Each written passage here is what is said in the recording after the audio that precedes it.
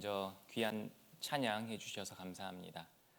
하나님 말씀을 듣고 배우는 시간이기 때문에 함께 기도하시고 시작하도록 하겠습니다. 같이 기도하시겠습니다. 모든 사람을 사랑하시는 거룩하신 하나님, 참으로 감사드립니다. 이번에 한 주간 하나님의 말씀 성경을 듣고 배울 수 있도록 기회해 주셔서 감사합니다. 하나님 말씀을 듣기 위해 많은 분들이 말씀 앞에 모여 있습니다. 하나님의 진리의 말씀이 모든 분들에게 정확히 전달될 수 있도록 하나님께서 주관해 주시기를 원합니다. 듣는 모든 분들의 마음에 이 진리의 말씀이 깨달아지고 믿어질 수 있게 해주시고, 하나님이 살아계셔서 모든 사람에게 주시는 크신 사랑과 가장 좋은 선물을 우리 모두가 받을 수 있도록 하나님께서 함께해 주시기를 원합니다. 또 전하는 자의 입술에 오직 하나님의 말씀만 허락해 주셔서 하나님 말씀이 전해지는데 부족함 없게 인도해 주시고 오직 하나님의 뜻이 밝히 드러나기를 간절히 구합니다. 모든 시간 주 성령님의 손길에 의지합니다. 우리를 참으로 사랑하시는 예수님 이름으로 기도드립니다. 아멘. 성경 말씀 한번 찾아보도록 하겠습니다. 성경은 신약 성경 요한복음 3장 16절 말씀을 같이 찾겠습니다. 성경 찾기가 어려우신 분들은 화면에 이제 성경 말씀을 띄워 드릴 테니까 참고하시면 되겠습니다. 요한복음 3장 16절 말씀 같이 찾겠습니다.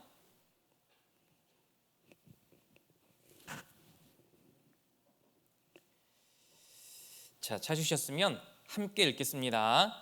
하나님이 세상을 이처럼 사랑하사 독생자를 주셨으니 이는 저를 믿는 자마다 멸망치 않고 영생을 얻게 하려 하심이니라. 앞으로 5일간이죠. 성경 강연회로 함께 하게 될 텐데요. 오늘 첫날이라 저도 어색하고 여러분들도 어색하고 그렇죠. 그래서 이 어색함을 조금 완화해 주시기 위해서 또 귀한 찬송을 해 주신 것 같습니다. 감사드리고요. 성경 강연회를 하면서 여러분에게도 틀림없이 유익이 되어야 하고 저도 제가 전하고자 하는 모든 말씀을 가감없이 다 전하고 가야 됩니다. 그렇기 위해서는요, 강연은 저 혼자 하겠지만 사실 저 혼자 하는 게 아니고요, 듣는 분들이 소통을 좀 해주셔야 됩니다. 소통이라는 것은 아까 담임 목사님께서 마음의 문을 열고 잘 들어보자 라는 마음을 가지시라고 그렇게 권면을 해주셨는데, 들으시면서 잘 들으시는 분들은 저하고 소통을 좀 해주시면 좋을 것 같아요. 어떻게 소통을 하느냐? 대답을 잘 해주시면 됩니다. 끄덕끄덕도 좋습니다. 아무튼 반응을 해주셔야 돼요. 근데 반응이 없으면 이 소통이 안 되는 거거든요. 특히 이 중학생들하고 소통이 잘 돼야 안 돼요? 잘 안 되는 이유가 뭘까요? 반응이 없어서 그런 거예요. 근데 중학생인데 반응을 잘해줘. 소통이 잘 되는 겁니다. 여러분들도 말씀을 들으실 때 소통을 잘 해주셨으면 좋겠습니다. 아시겠지요? 예, 감사합니다. 한결 편안해진 것 같습니다. 5일간 성경 강연, 즉 성경을 이제 배우게 될 텐데요. 성경은 모든 사람들이 반드시 꼭 배워봐야 할 책입니다. 왜냐하면 성경에는 모든 사람에게 필요한 내용이 있기 때문이에요. 그러니까 성경은 교회 다니는 사람들이나 듣고 보고 배우는 책이 아니고요, 나에게도 꼭 필요한 내용이 들어 있습니다. 그 내용이 뭐냐? 결론을 먼저 말씀드리면, 여러분이 한 주간 이제 5일이죠. 5일간 성경 강연, 이 강연을 끝까지 잘 들으시면 내 인생에 있어서 최고의 선물을 받게 될 겁니다. 그리고 가장 완전한 행복을 얻게 될 겁니다. 시작부터 거창하죠. 인생 최고의 선물과 그동안 얻지 못했던 행복을 얻게 된다고 하니까 처음에는 거창한데 끝이 그럭저럭 끝나는 그런 강연도 많이 있거든요. 자, 그런데 이번 5일간 잘 들으신다면 틀림없이 최고의 선물을 얻게 될 겁니다. 저도 교회에는 초등학생 때부터 다녔거든요. 그런데 저도 이 진리를 확실히 깨닫고 하나님으로부터 가장 큰 선물과 행복을 얻게 된 것이 26살 때입니다. 그동안 교회를 오래 다녔지만 왜 하나님이 주시는 그 최고의 선물을 그동안 받지 못했을까요? 그것은 성경을 잘 몰라서 그랬던 겁니다. 저희가 이번 한 주간 교회를 다니시라, 종교를 바꿔라, 이런 식의 말씀을 드리는 것이 아닙니다. 성경 강연입니다. 그동안 알지 못했던 성경에 대해서 알아보자라는 그런 뜻으로 성경 강연회를 하는 겁니다. 저도 여러분처럼 이 자리에 앉아서 강사분께서 전해주시는 성경 강연을 들었던 적이 있습니다. 그런데 그 강사분께서 하시는 말씀 중에 제가 꽂힌 단어가 하나 있어요. 그게 무엇인지 아십니까? 바로 제가 방금 전에 말씀드렸던 행복입니다. 저는 행복이란 단어에 딱 꽂힌 거예요. 강사분께서 성경을 전하시면서 저는 이 진리를 깨달은 이후로 하나님께 큰 선물을 받은 이후로 항상 행복합니다. 한 번도 행복하지 않은 순간이 없습니다. 라고 말씀하셨거든요. 강사분이. 얼른 듣기에는 그냥 강사니까 그렇게 말씀하시겠지, 그렇게 생각을 할 수도 있었거든요. 그런데 저는 그 행복이라는 단어에 꽂혔어요. 왜냐하면 저는 그때 당시 행복하지 못했거든요. 행복하고 싶었거든요. 근데 강사분은 이 진리를 깨닫는 이후로 참 행복을 얻게 됐고, 그때부터 지금까지 한 번도 행복하지 않은 순간이 없었다고 하신 겁니다. 거짓말처럼 느껴지기도 했지만, 그런데 그 행복이 도대체 무엇이고 왜 나한테는 그런 행복이 없는 것일까? 나도 저렇게 행복할 수 있을까라는 마음으로 말씀을 듣기 시작한 거예요. 그래서 첫 번 말씀을 듣고 해결이 좀 안 됐지만 그 다음 두 번째 말씀을 들으면서 이제 저도 그 행복을 얻게 된 겁니다. 그 행복을 여러분들에게도 전해드리고자 하는 겁니다. 그래서 성경을 배우는 겁니다. 자, 그런데 이 성경을 배우는 데 있어서 방해되는 그런 마음과 요소들이 몇 가지 있습니다. 먼저는 이런 마음과 생각을 하시는 분이 있거든요. 지금까지 내가 성경을 모르고 살았는데, 먹고 사는데 아무런 지장이 없었다. 그래서 앞으로도 성경 몰라도 먹고 사는데 인생에 아무런 지장이 없다라고 생각하시는 분이 있습니다. 맞습니다. 먹고 사시는 데에는 성경을 알든지 모르든지 큰 상관은 없습니다. 자, 그런데요, 아는 것과 모르는 것의 차이는 굉장히 큰 겁니다. 여러분, 아는 거하고 모르는 것은 큰 차이가 있습니다. 우리가 몰라서 답답하고 힘든 경우가 사실 많거든요. 여러분 혹시 사기 당해 보셨습니까? 사기 당해 보신 분 계시죠? 안 당해 보셨어요? 그렇구나. 저는 사기를 당해봤는데 사기를 당해봤는데 그 자동차의 블랙박스 있잖아요. 그것을 저희 제품으로 써주시면 거의 공짜로 쓸 수 있도록 해주시겠다. 어떻게 그럴 수 있느냐? 상품권과 포인트를 주겠다라고 해가지고 덥석 하기로 했거든요. 그런데 알고 보니까 사기였습니다. 한 100만 원 정도 피해를 봤거든요. 왜 사기를 당했을까요? 몰라서 당한 겁니다. 그러니까 알았다면 당하지 않는데 몰라서 당했던 거예요. 사실 우리는 살면서 모르니까 답답하고 모르니까 피해보고 모르니까 사기당하는 경우가 많습니다.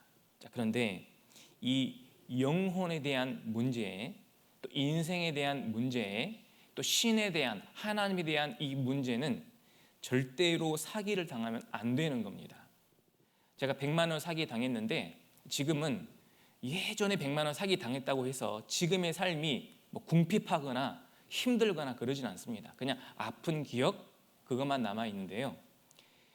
이 영혼에 대해서, 신에 대해서, 하나님에 대해서, 인생에 대해서 여러분 사기를 당하면 그러면 큰 피해를 당하게 됩니다. 그러니까 어떻게 해야 되느냐? 사기 안 당하려면, 피해를 안 당하려면, 답답하지 않으려면 알아야 됩니다. 어떻게 알아야 될까요? 올바로 알아야 됩니다. 그래서 우리는 성경을 배우는 거예요. 여러분, 냉장고 여는 법 아셔요? 집에 냉장고 있으시죠? 양문형도 있고 뚜껑 개반형도 있고 또 투도어짜리도 있고, 아니까 답답하지 않은 건데요, 냉장고 여는 방법을 모르면 답답한 거예요. 한번 보실래요?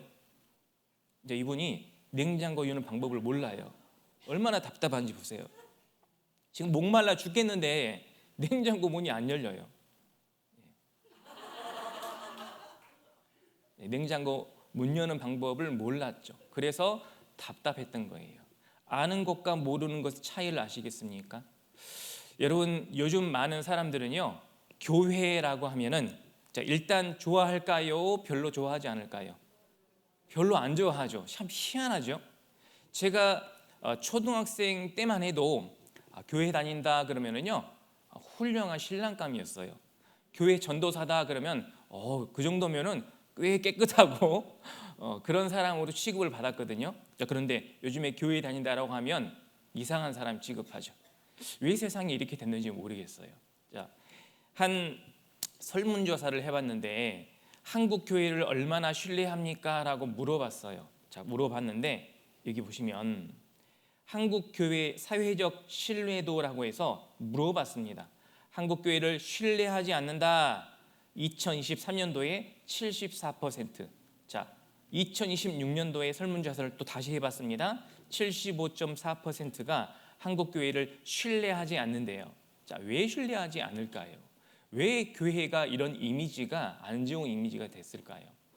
제가 생각할 때는 교회를 다닌다고 하는 사람들, 아마 이 중에서도 내가 교회 다니는 사람, 예를 들면 박 집사라든지 김 권사라든지 그런 분들 때문에 나는 교회 안 다녀라는 분도 혹시 있을 것 같아요. 왜?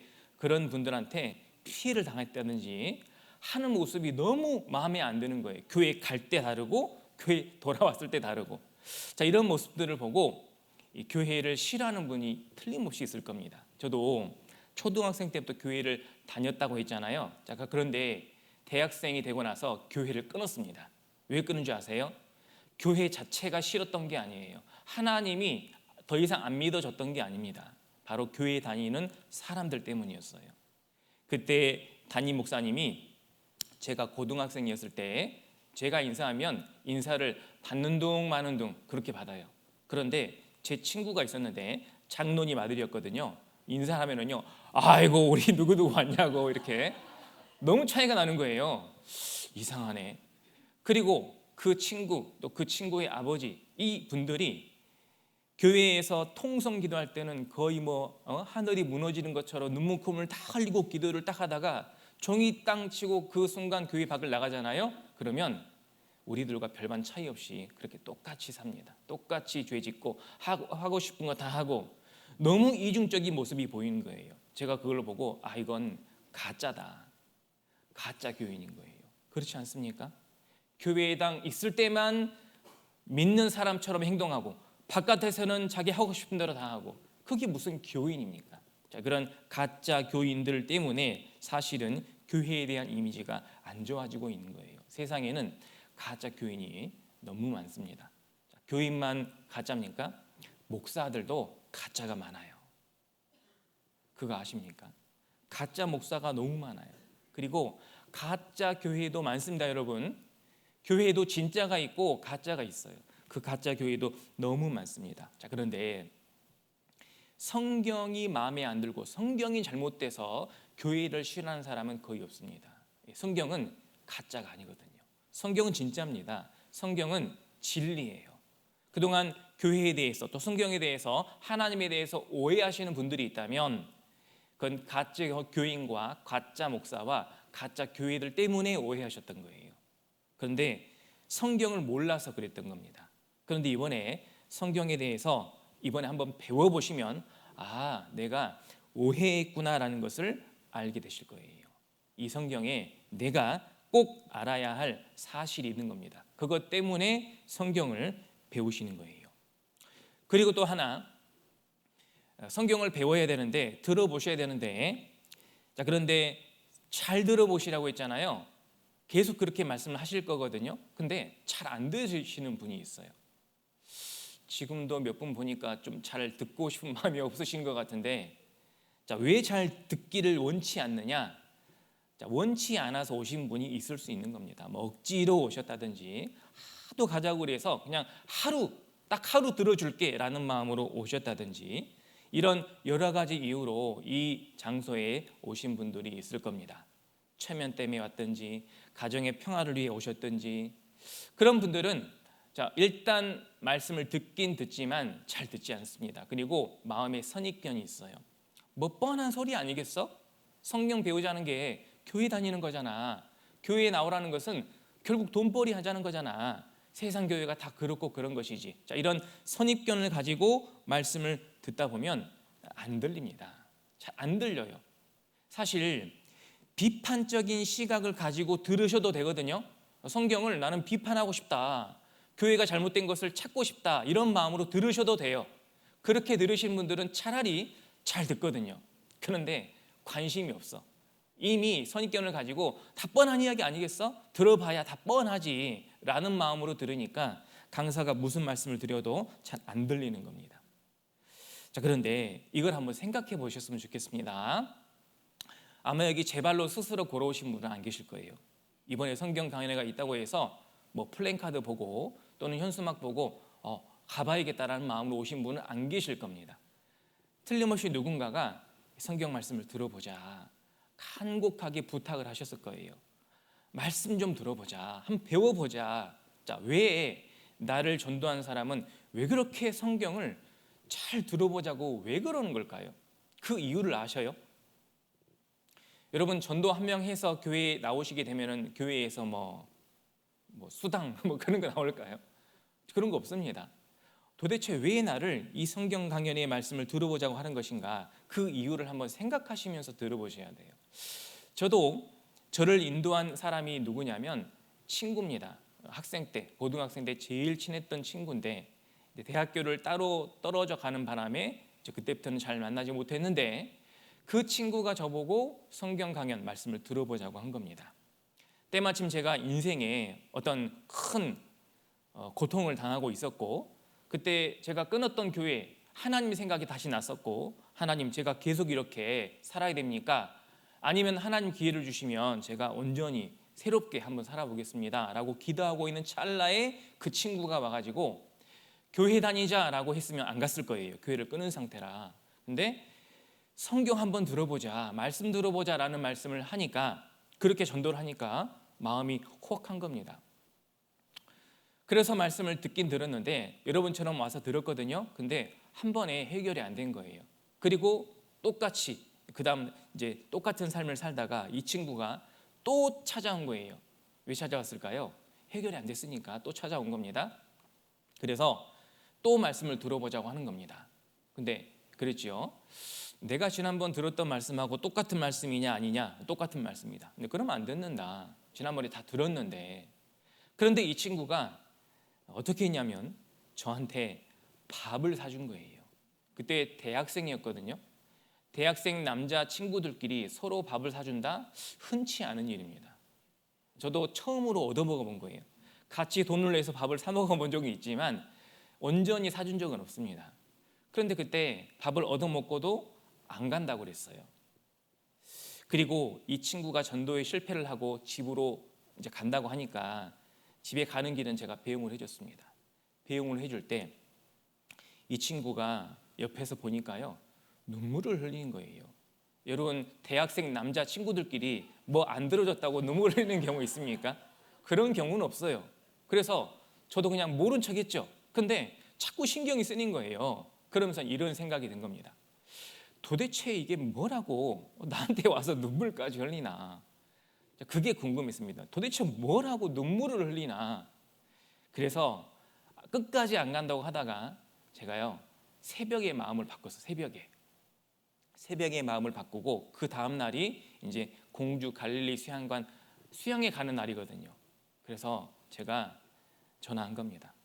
갖게. 그래서 하계 수양에 공주 갈릴리 수양강 가서 말씀 듣고 상담하고 결국 그때 말씀을 깨닫고요, 믿음으로 구원받고 해결을 하게 됐습니다. 그때 정말 하나님이 주시는 가장 큰 선물로 받았고 행복을 얻게 됐습니다. 그러니까 여러분들도 나를 전도한 사람이 도대체 왜 나를 이 말씀을 듣게 하는지 그 이유에 대해서 한번 생각을 해보셔야 돼요. 끝까지 잘 들으시면은요, 틀림없이 오기를 잘했다라는 생각을 하실 겁니다. 자, 그래서 제가 마음 열고 잘 들으시라고 또 찬송, CCM 찬송 한 곡을 좀 들려드리도록 하겠습니다. 가사를 한번 잘 보면서 들어주시면 좋겠습니다. 소중한 귀중한 당신을 위해서 이곳에 함께 모시고 온 것이고, 우리에게 꼭 필요한 하나님의 큰 사랑을 깨달았으면 좋겠습니다 라는 그런 내용이거든요. 가사를 잘 들고 보시면서 들어보겠습니다.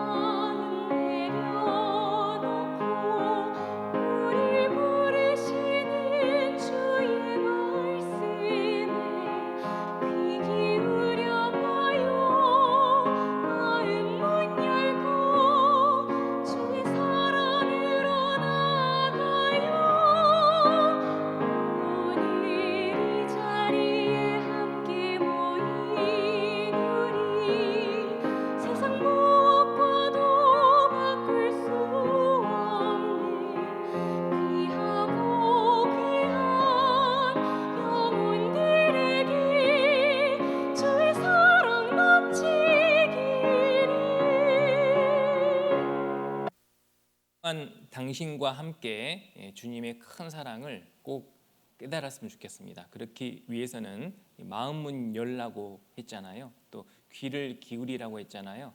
이런 마음으로 끝까지 함께 들어주시면 좋겠습니다.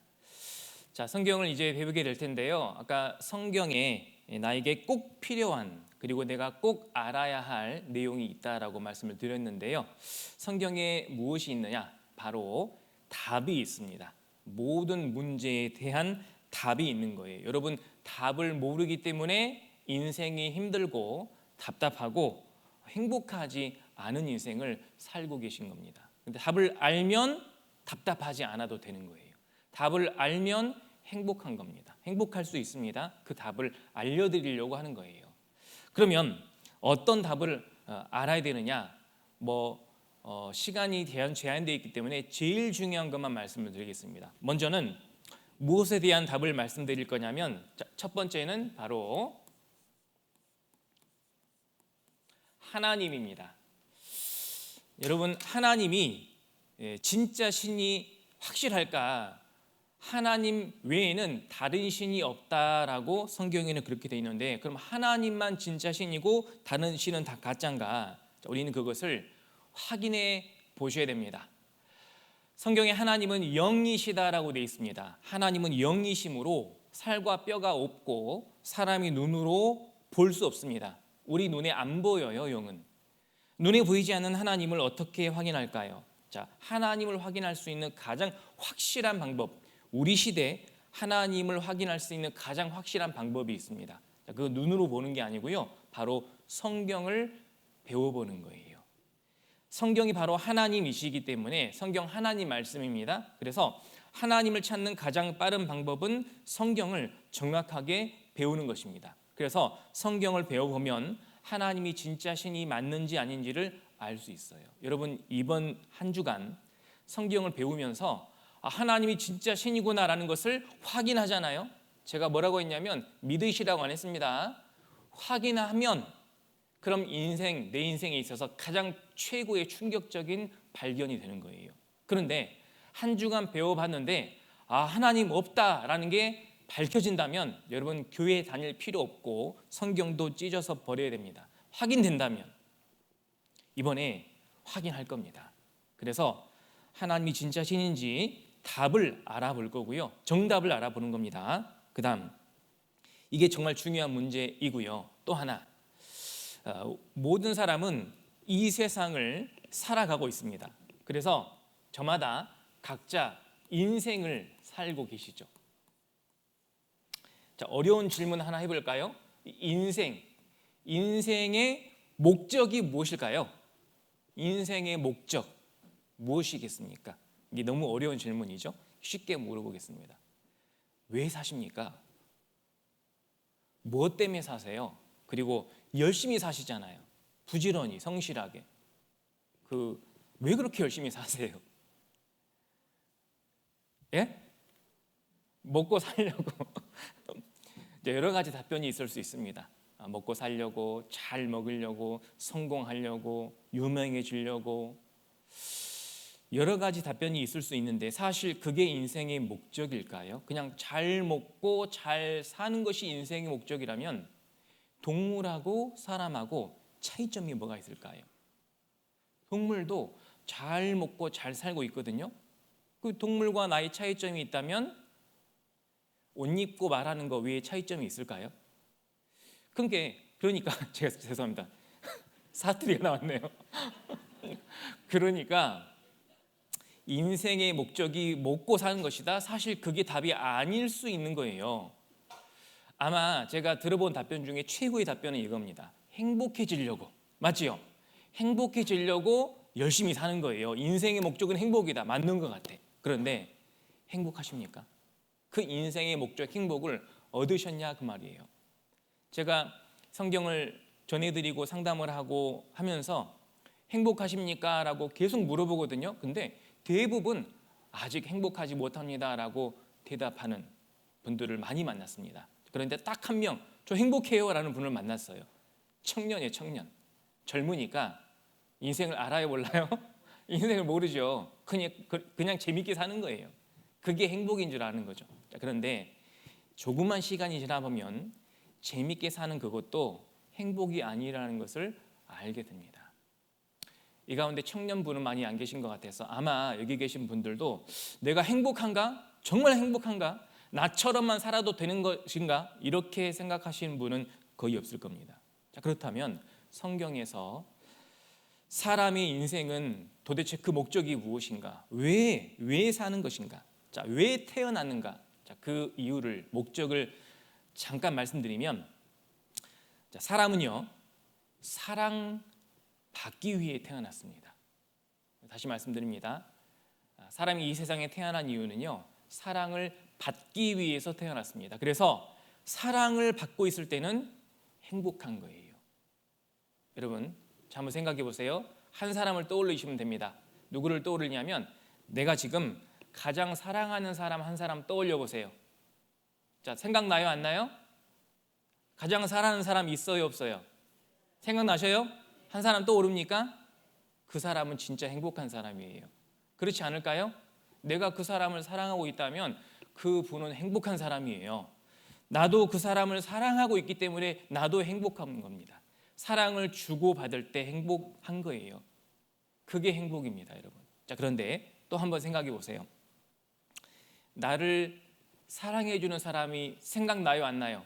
나를 사랑해 주는 사람 있습니까, 없습니까? 있으세요? 그게 행복입니다. 자, 그런데 내 마누라? 나를 사랑하나? 사랑하겠지라고 생각하시는 거 아니세요? 정말 나를 사랑해 주는 사람이 한 사람만 있어도 그 행복한 거예요. 사랑을 받아야 행복한 겁니다. 자, 지금 우리에게 가장 필요한 것이 무엇이냐면요, 행복하기 위해서 가장 필요한 것이 사랑입니다. 사랑받고 있지 못하니까 행복하지 못한 거예요. 행복감을 느끼지 못한 겁니다. 그런데 인생을 살다 보면 처음에는 나를 사랑한 것 같이 느껴지고 처음에는 사랑을 주고받는 것 같이 느껴지지만 시간이 가면 갈수록 그 사랑의 끈이요, 하나씩 다 끊어집니다. 우리 학창 시절에는 친구가 제일이었죠. 친구 간의 우정, 그것도 사랑이거든요. 그때는 죽고 못 살았는데 학교를 따로 들어가고 인생을 멀어지고 나니까, 서로 멀어지고 나니까 그 우정도 다 끈이 끊어져요. 너무나 사랑해서 결혼했는데 처음에는 죽고 못 살았지만 그 부부라는 사랑의 끈도 점점 식어지는 경우도 많습니다. 그러니까 인생이 힘들고 고달프고 답답한 거예요. 그런데 우리에게 지금 필요한 것이 사실은 사랑인 거예요. 세상은 어떻습니까? 갈수록 각박해지고 악해지고 험난해지고 세상이 그렇게 변하잖아요. 성경에 뭐라고 되어 있냐면 사랑이 식어진다고 되어 있어요. 그래서 점점 살기 힘든 세상이 되는 거예요. 여러분, 내가 그 사랑을 받잖아요. 그러면 마음의 행복이 이루어집니다. 여러분, 제가 최근에 알게 된 유행가가 하나 있는데요. 여러분, 노사연 씨가 바램이라는 노래를 옛날 불렀는데 그 가사가 너무 마음에 와 닿아가지고 저만 듣기 그래서 한번 들려드릴 테니까 한번 같이 들어보셨으면 좋겠습니다. 가사가 나오거든요. 가사를 한번 잘 보시고 같이 들어보셨으면 좋겠습니다. 우리에게 지금 가장 필요한 것이 무엇인지 한번 들어보겠습니다. 바램이라는 노래인데요.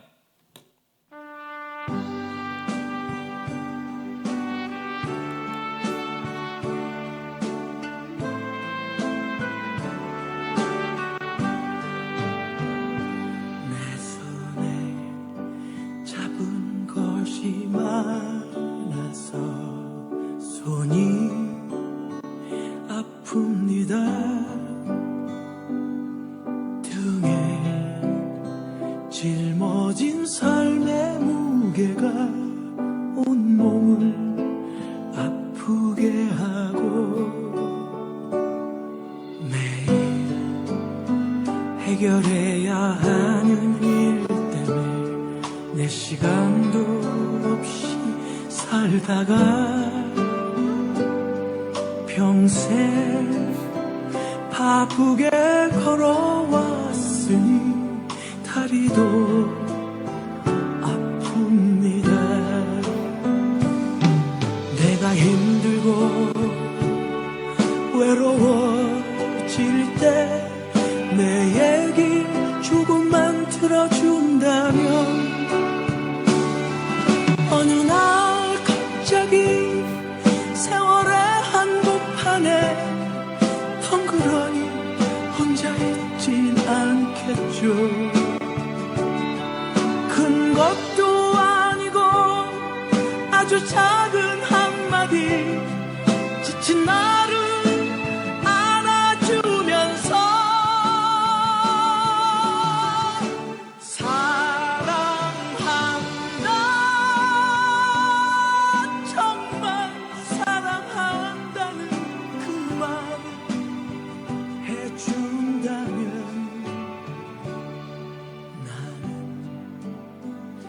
사막을 걷는다 해도 꽃길이라 생각할 겁니다. 아무리 힘든 인생도 이렇게 사랑한다라는 말 한마디면 위로가 되고 힘이 나잖아요. 사랑받을 때 행복한 겁니다. 이게 바로 사람의 사랑을 말하는 거거든요. 그런데 사람의 사랑은 완벽하진 않습니다. 나를 사랑한 사람도 항상 사랑하는 건 아니거든요. 내가 미운 짓을 하면 안 사랑하더라고요. 사람의 사랑은 완전하지도 않고 또 사랑의 사람은요 끝날 수도 있습니다. 변질될 수도 있고 그렇기 때문에 우리에게 필요한 사랑, 가장 필요한 사랑은요, 변하지 않는 영원하고 완전한 사랑이 필요합니다. 그걸 얻으셔야 돼요. 받을 수 있습니다. 그래서 성경 강연회를 하는 거예요. 우리가 찾았던 요한복음 3장 16절 말씀에 보시면 하나님이 세상을 이처럼 사랑하사 그랬거든요. 여기서 세상이 세상에 사는 사람을 말하는 거예요. 이 중에는 내가 포함이 되어 있겠죠. 그래서 하나님이 나를 이처럼 사랑하신대요. 이처럼 사랑하신다고 하셨죠. 이처럼 얼마만큼 사랑하시는 것이냐? 독생자를 주셨으니 라고 말씀하셨는데, 독생자는 하나님의 아들 예수 그리스도고요. 독생자를 주셨다 그 말은 독생자 예수 그리스도를 죽는 데까지 내어주셨다라는 뜻이에요.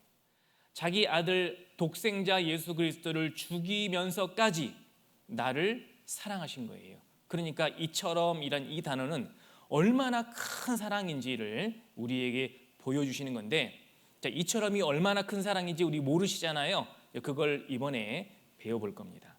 이처럼 큰 사랑, 하나님의 사랑은요, 완전하고 영원하고 변하지 않는 사랑이에요. 그 사랑을 얻으면 우리는 행복한 겁니다. 그걸 이번에 확인하고 받는 그런 시간을 갖도록 하겠습니다. 자, 그런데 이런 의문이 있으신 분들이 있죠. 하나님이 나를 또는 세상을 이처럼 그렇게 사랑하시는데 왜 이 세상을 힘들게 살게 하느냐? 그게 이제 궁금한 점 중에 하나입니다. 왜 인생이 힘든 것인가?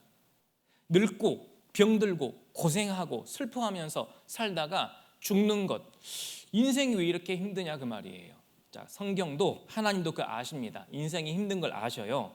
그래서 여기 보면은 시편 90편 10절에, 자, 화면을 보고 같이 읽겠습니다. 우리의 연수가 70이요 강건하면 80이라도 그 연수의 자랑은 수고와 슬픔뿐이요 신속히 가니 우리가 날아가나이다. 자, 인생 7, 80년 사는 데 있어서 자랑이 뭐냐? 자랑이요 수고하고 슬퍼한 것뿐이다 그 말이에요. 제가 어르신들, 어머님들 상담하다 보면 이제 살아오신 이야기 좀 해주세요라고 하잖아요. 그러면 고생한 이야기만 많이 하십니다. 즐겁고 행복하고 기뻤던 이야기는 잘 안 하셔요. 그러니까 수고하고 고생했던 이야기를 많이 하시는데 그게 자랑이신 거예요. 생각해 보면 수고와 슬픔이 너무 많은 거예요. 그리고 신속히 가니 날아가나이다. 지금 오늘 아침에 거울 보고 오셨죠? 거울 보시면서 화장하셨을 거 아니에요. 화장하기 전에 내 얼굴을 보면 아이고 어쩌다가 이렇게 됐을까 이런 생각 많이 하셨잖아요. 그러니까 그것도 마음에 큰 답답함인 겁니다. 내가 어쩌다가 이렇게 금방 이렇게 됐을까? 보셔요.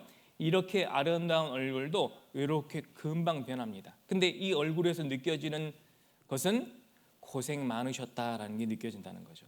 자, 이렇게 늙어지는 게 한순간이다 그 말이에요. 그래서 보십시오. 우리 어르신, 어머님, 할머님, 할아버지, 할머님 사진을 보여드리는데, 자, 이 사진을 보면서 무엇이 느껴지십니까? 야, 이 어르신들 참 곱게 늙으셨다라는 생각 들으셔요?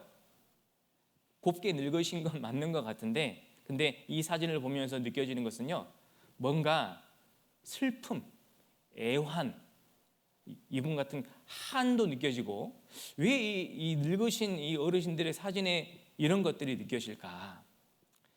자, 인생의 황혼기, 그러니까 인생의 죽음이 얼마 남지 않은 시기를 살고 있는데도 마음에 행복과 기쁨이 없는 거예요. 만족이 없는 겁니다. 그런데 더 답답한 것은 죽음은 다가오고 있지, 옛날로는 돌아올 수 없지, 이렇게 늙어버린 것이 정말 한순간에 이렇게 됐다 그 말이에요. 그래서 한 사람이 태어났다가 인생이 끝날 때까지 얼마나 빨리 지나가는지를 볼 수 있는 영상이 하나 있어서 보여드리겠습니다. 우리 인생도 이렇게 빠른 거예요. 너무 빨리 지나가니까 잘 보셔요. 인생이 이렇게 빠릅니다. 자, 아가가 응애하고 태어났죠.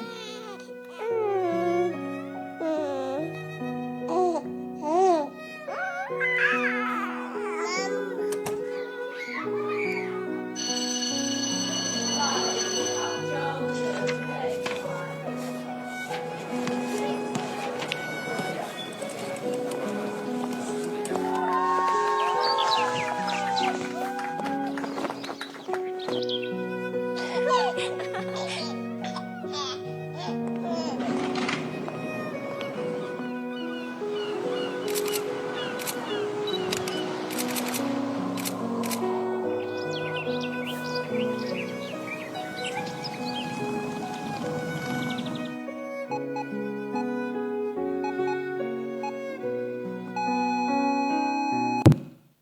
인생을 잘 사신 것 같잖아요. 그런데 왜 마지막 장면을 보면 허무하다라는 생각이 드는 걸까요?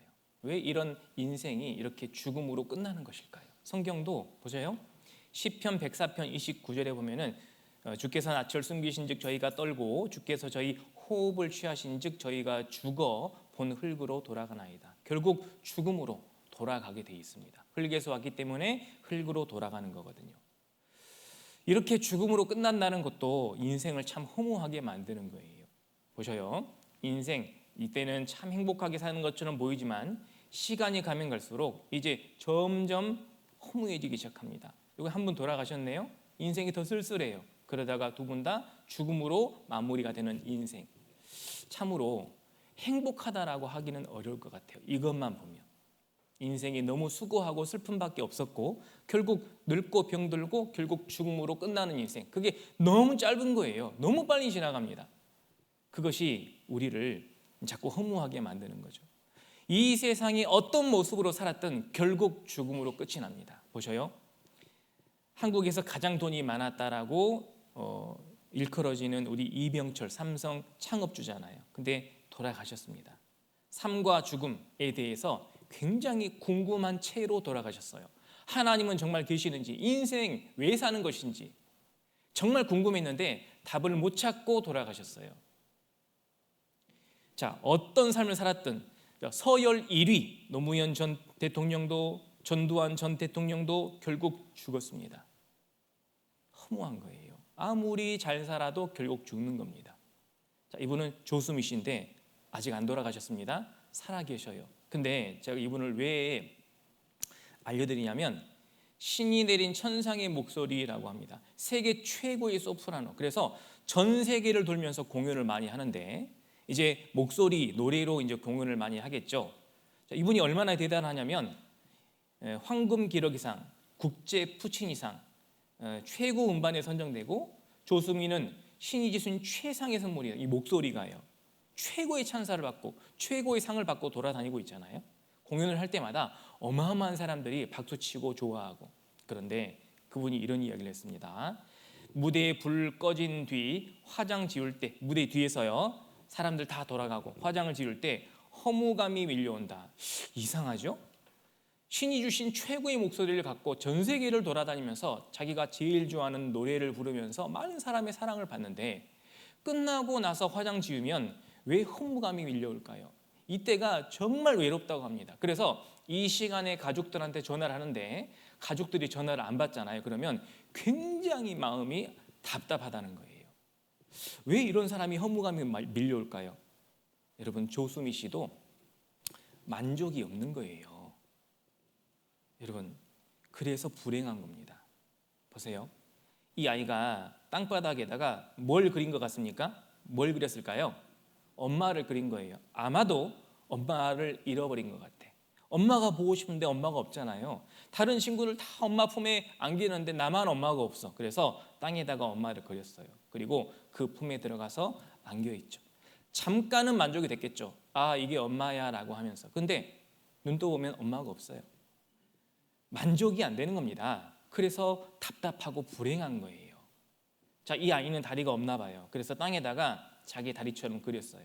이걸 보면서 야, 이 다리 내 다리 하면서 잠깐 기뻤겠죠. 그런데 현실은 다리가 있습니까? 없어요. 그러니까 이걸로는 만족이 안 되는 거예요.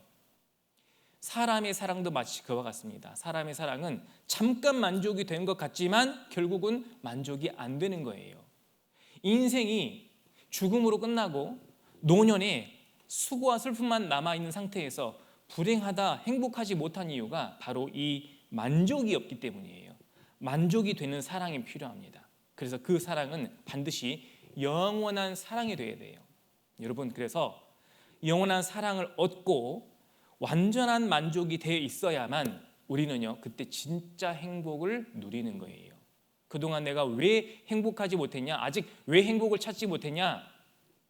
하나님이 주시는 영원한 상도 아직 받지 못했고, 하나님이 주시는 최고의 선물 영원한 생명도 아직 얻지 못했기 때문이에요. 여러분, 하나님이 주시는 영원한 생명을 얻어야 됩니다. 죽음으로 끝난다는 것은 인생의 생명의 약 70, 80이라는 뜻이에요.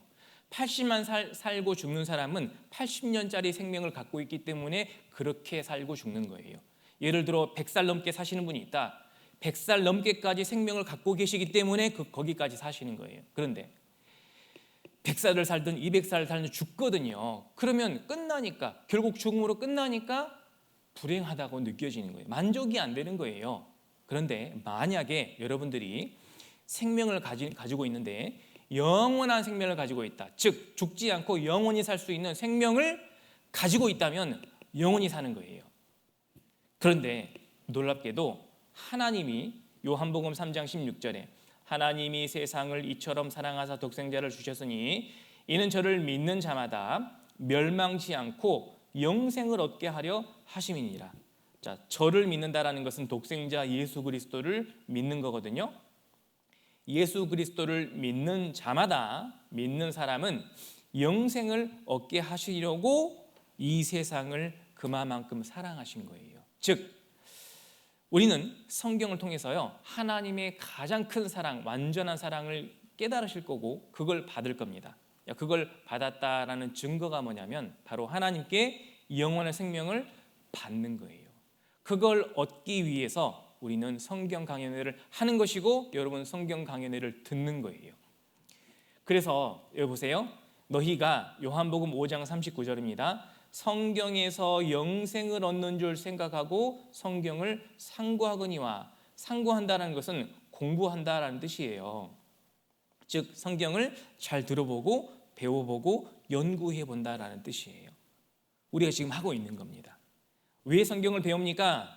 성경에서 영생을 얻는 줄 생각하고 우리는 영생을 얻기 위해서 성경을 배우는 겁니다. 영생 그런 게 어디 있습니까? 라고 생각이 드실 수도 있지만 영원히 산다고요? 그건 교회 다니는 사람들이 하는 이야기지 나는 그런 거 모릅니다 라고 생각을 하실 수도 있지만 여러분 진짜 있으면 어떻게 하실 거예요? 진짜 있다면 얻으셔야 됩니다. 영원한 생명은 얻는 거예요. 여러분 내 인생 아마 자기 자신을 아마 세상에서 나는 제일 귀하게 여길 거예요. 이 세상에 제일 귀한 사람이 누구냐? 나 자신입니다. 그런데 내 인생도 한번 잘 생각해 보세요. 인생 7, 80년 예를 들어 지금 70살이 됐다. 그러면 인생이 이제 얼마 남지 않았는데 남은 인생 젊은 사람처럼 젊을 때 살았던 것처럼 막 팔팔하게 하고 싶은 거 다 하고 먹고 싶은 거 다 먹고 그렇게 살 수 있을까요? 아니에요. 이제는 남아있는 인생이 별로 그렇게 흥미롭지 않습니다. 다가오는 죽음, 또 몸은 점점 늙어지고 기력도 약해지고 쇠해지고 그런 인생을 살다가 언젠가 다가오는 죽음으로 인생을 마감해야 돼요. 내 인생이 그걸로 진짜 끝일까요? 세상에서 제일 귀한 걸 사람이라고 하는데 사람의 인생이 7, 80년 그렇게 수고하고 슬퍼하고 살다가 그렇게 끝나는 것이 그게 다겠냐고요? 아닙니다. 사람의 인생이 그렇게 절대 끝나는 게 아닙니다. 그 인생 안에 반드시 이루어야 할 목적이라는 게 틀림없이 있는 거예요.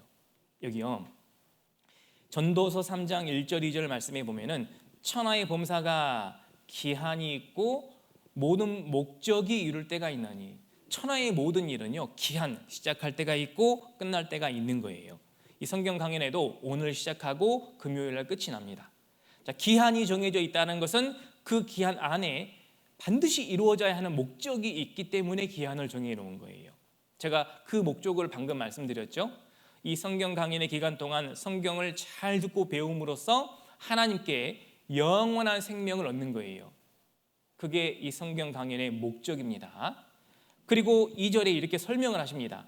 날 때가 있고 죽을 때가 있으며, 자, 이것은 인생의 기한을 정해 놓으셨다 그 말이에요. 그래서 날 때는 시작할 때, 죽을 때는 끝날 때입니다. 그 인생 안에 이루어져야 하는 목적이 틀림없이 있는 거예요. 그러면서 뒤에 이렇게 설명하셨죠.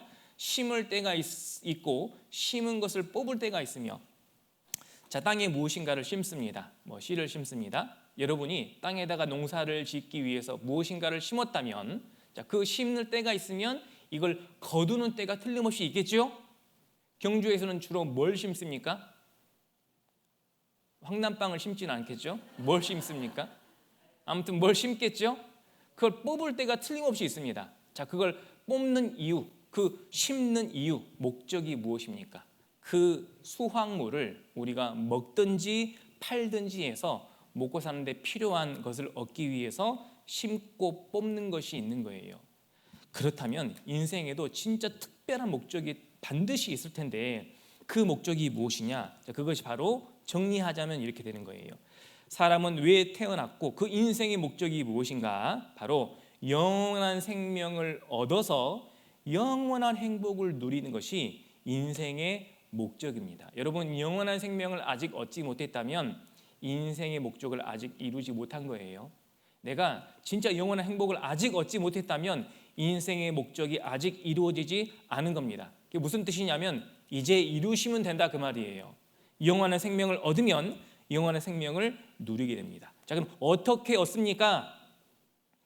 자, 전도서 2장 24절입니다. 사람이 먹고 마시며 수고하는 가운데서 심령으로 낙을 누리게 하는 것보다 나은 것이 없나니. 자, 먹고 마시고 수고하는 가운데서 즐거움이 있습니다. 그러니까 이 세상을 사는 즐거움이 틀림없이 있어요. 먹고 마시고 또 일하면서도 즐거움을 누립니다. 자, 그런데 심령으로 낙을 누리게 하는 것보다는 나은 것이 없어요. 이 세상의 어떤 즐거움도 심령으로 낙을 누리는 것보다 나은 것은 없습니다. 그러니까 가장 나은 즐거움이 심령으로 누리는 즐거움이에요. 그것을 얻으셔야 된다 그 말이에요. 그게 바로 영원한 생명과 영원한 행복을 확실히 얻는 거예요. 자, 그것이 어디에서 나냐면 내가 이것도 본즉 하나님의 손에서 나는 것이로다. 자, 하나님의 손이라고 표현했거든요. 왜 손이라고 했을까요? 물론 하나님의 손은 권능으로 역사하시는 전지전능하신 손이거든요. 근데 우리한테 손에서 난다 했으니까 우리가 그걸 얻으려면 하나님의 손에서 건네받는 거예요. 성경 강연에 이번 5일간 잘 들어보시면 아시겠지만 하나님이 영생과 영원한 행복을 주실 겁니다. 하나님의 손으로 건네주실 거예요. 그럼 여러분들은 그걸 어떻게 하면 될까요? 받으시면 되는 거예요. 쉽죠? 막 믿으라고 막 믿으셔야 됩니다. 믿어야 막 천국 갑니다. 그렇게 강요하는 게 아니라고요. 성경 말씀을 잘 전해드리면 듣다 보면 하나님이 나에게도 이 영원한 생명을 주시는구나. 우리는 그걸 받으시면 되는 거예요. 그래서 하나님의 손에서 난다라고 그렇게 말씀하셨고요. 이 영생과 하나님의 가장 큰 행복을 누구한테 주시는 거냐면 여러분 여기 한번 보세요. 마태복음 11장 28절에 수고하고 무거운 짐진 자들아 세상 모든 사람들 다 내게로 오라. 내가 너희를 쉬게 하리라. 이 쉬게 하리라 그 말은요. 안식과 평강을 의미하는 거예요. 즉 수고하고 무거운 진 자들이 누구냐면 세상 모든 사람입니다. 다 고생하고 다 무거운 짐을 지고 있거든요. 그러면서 이 세상을 살고 있는데 그게 끝이 아니니까 내가 진짜 안식과 평강을 줄 테니까 다 내게로 오라라고 하나님이 초청하신 거예요. 그래서 이 자리에 오신 겁니다. 물론 나를 전도한 사람이 데려왔지만 사실은 하나님이 초청하신 거예요. 다 오라고 했거든요. 내가 너희를 쉬게 하리라. 영생을 주시겠다라는 거예요. 그러면 이 영생과 구원을 내가 어떻게 하면 얻을 수 있느냐? 자, 먼저 하나님부터 알아봐야 됩니다. 과연 하나님이 초청하셨는데 하나님이 나에게 정말로 영원한 생명을 주실 수 있는 분이냐? 나를 진짜 사랑하시는 게 맞느냐? 그래서 나에게 영원한 행복을 줄 수 있는 분이 맞느냐? 그것부터 확인해 보셔야 되는 거예요.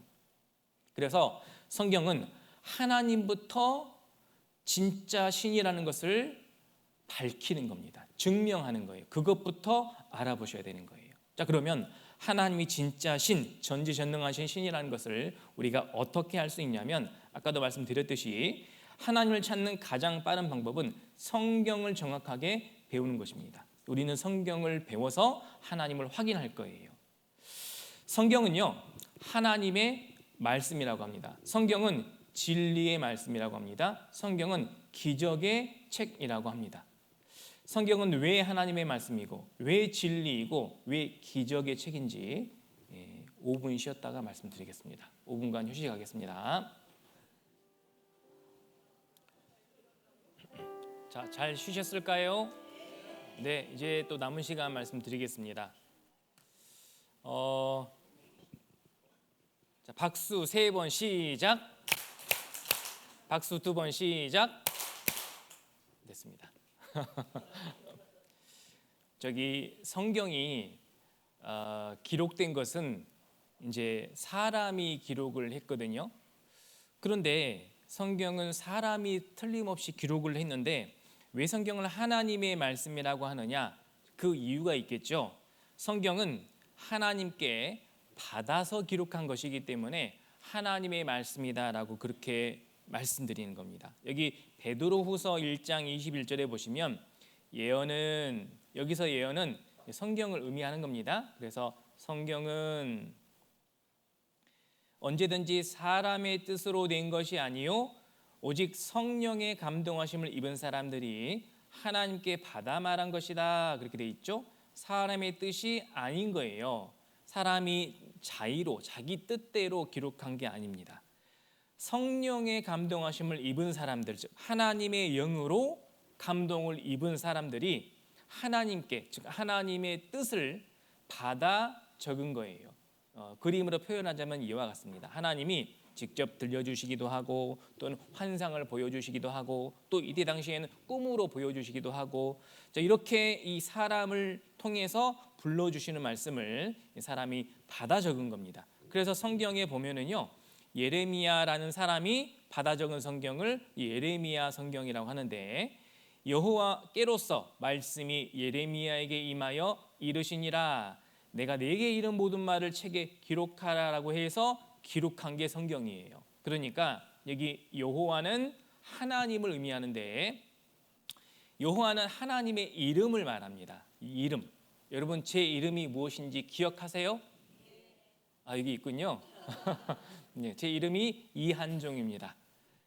하나님의 이름은 뭘까요? 여호와입니다.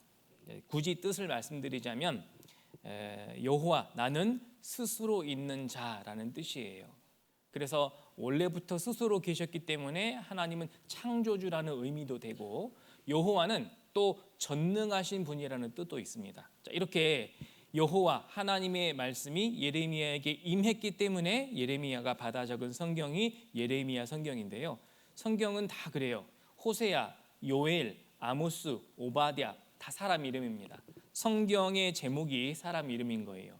호세아에게 임한 여호와의 말씀, 요엘에게 이르신 말씀, 아모스가 묵시 받은 말씀, 이런 식으로 하나님이 불러주신 이 말씀을 기록한 게 성경인 거예요. 성경에 대해서 간단히 설명드리자면 성경은 참 놀라운 책입니다. 그래서 여기 이 인류의 역사를 예수 그리스도의 탄생을 기준으로 그 이전을 BC, Before Christ라고 하고요. 그 이후를 에노 도미니라고 해서 AD라고 합니다. 근데 성경은 BC 1500년부터 시작해서 AD 100년까지 1600년간의 기록이에요. 그러니까 한 사람이 받아 적은 게 아닙니다. 각 시대에 성령의 감동하심을 입은 사람들이 하나님께 받아 말한 책을 모아놓고 보니까 너무나도 이 말씀이 확실하고 서로가 서로에 대해서 전혀 위배가 안 되는 거예요. 서로 충돌이 안 생기고 정확하게 어떤 하나님의 뜻을 맥을 이어가지고 창세기부터 요한계시록까지 이어지는 겁니다. 이게 정말 놀라운 일인 거예요. 각 시대, 각 다른 사람들이 하나님께 받아 적은 말씀을 써놓고 이걸 다 모아봤더니 너무나도 완벽한 책이 된 겁니다. 그게 성경이에요. 그래서 성경은 총 66권입니다. 구약 성경이 39권, 신약이 27권. 그래서 기록한 사람들은 약 40명. 그런데 기자는 사람이지만 저자는 하나님인 거예요. 자, 이 책이 여러분 우리가 보고 있는 이 책이요, 최근에 샀기 때문에 이렇게 종이가 빳빳하고 읽기 좋은 것이지, 이게 얼마나 오래된 책이라는 것을 알고 성경을 들으셔야 돼요.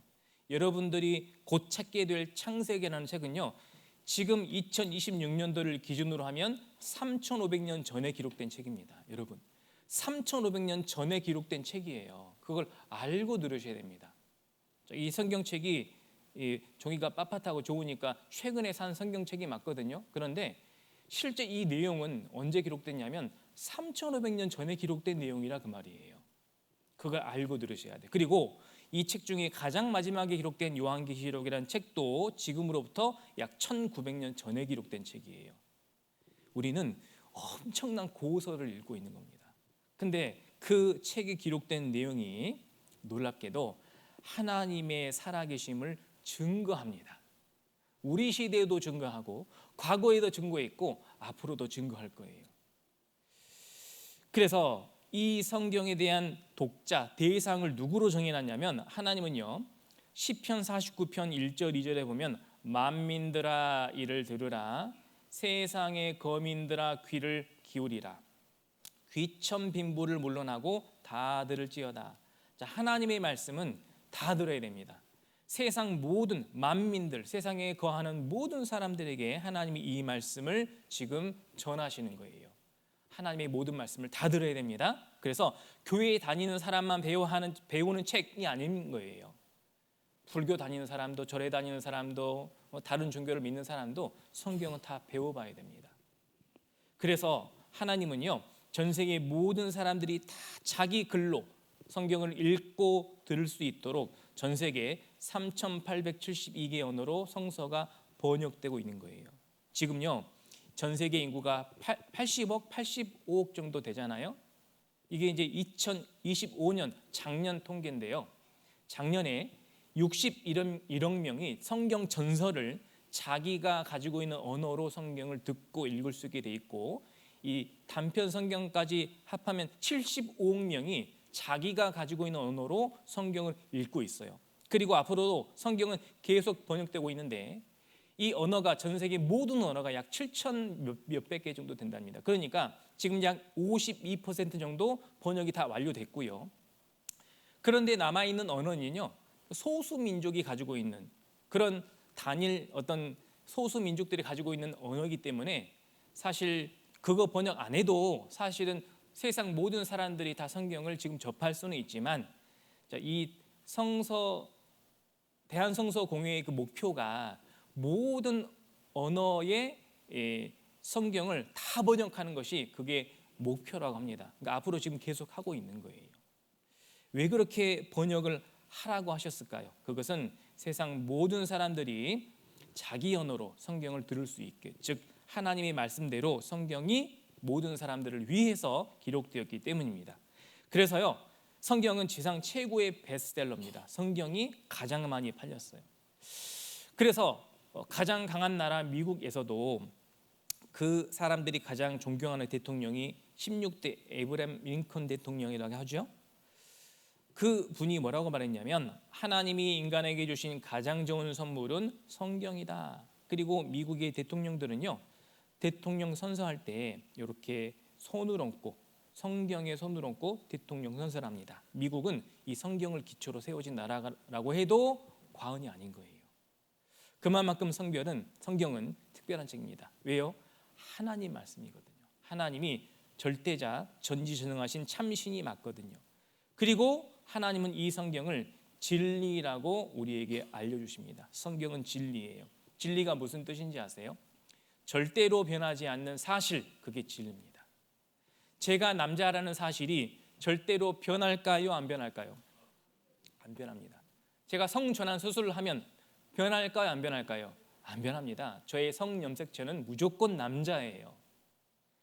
진리는 변치 않습니다. 성경은 진리예요. 절대 변하지 않는 사실이에요. 3,500년 전에도 2,000년 전에도 지금도 성경은 진리예요. 확인해 보시면 됩니다. 그래서 진리라는 것을 어떻게 증명할 거냐? 하나님이 이렇게 증명하십니다. 자, 마태복음 5장 18절에 보시면 진실로 너희에게 이르노니 천지가 없어지기 전에는 율법의 1.1획이라도 반드시 없어지지 아니하고 다 이루리라. 율법의 1.1획이라는 것은 성경을 말씀하시는 거예요.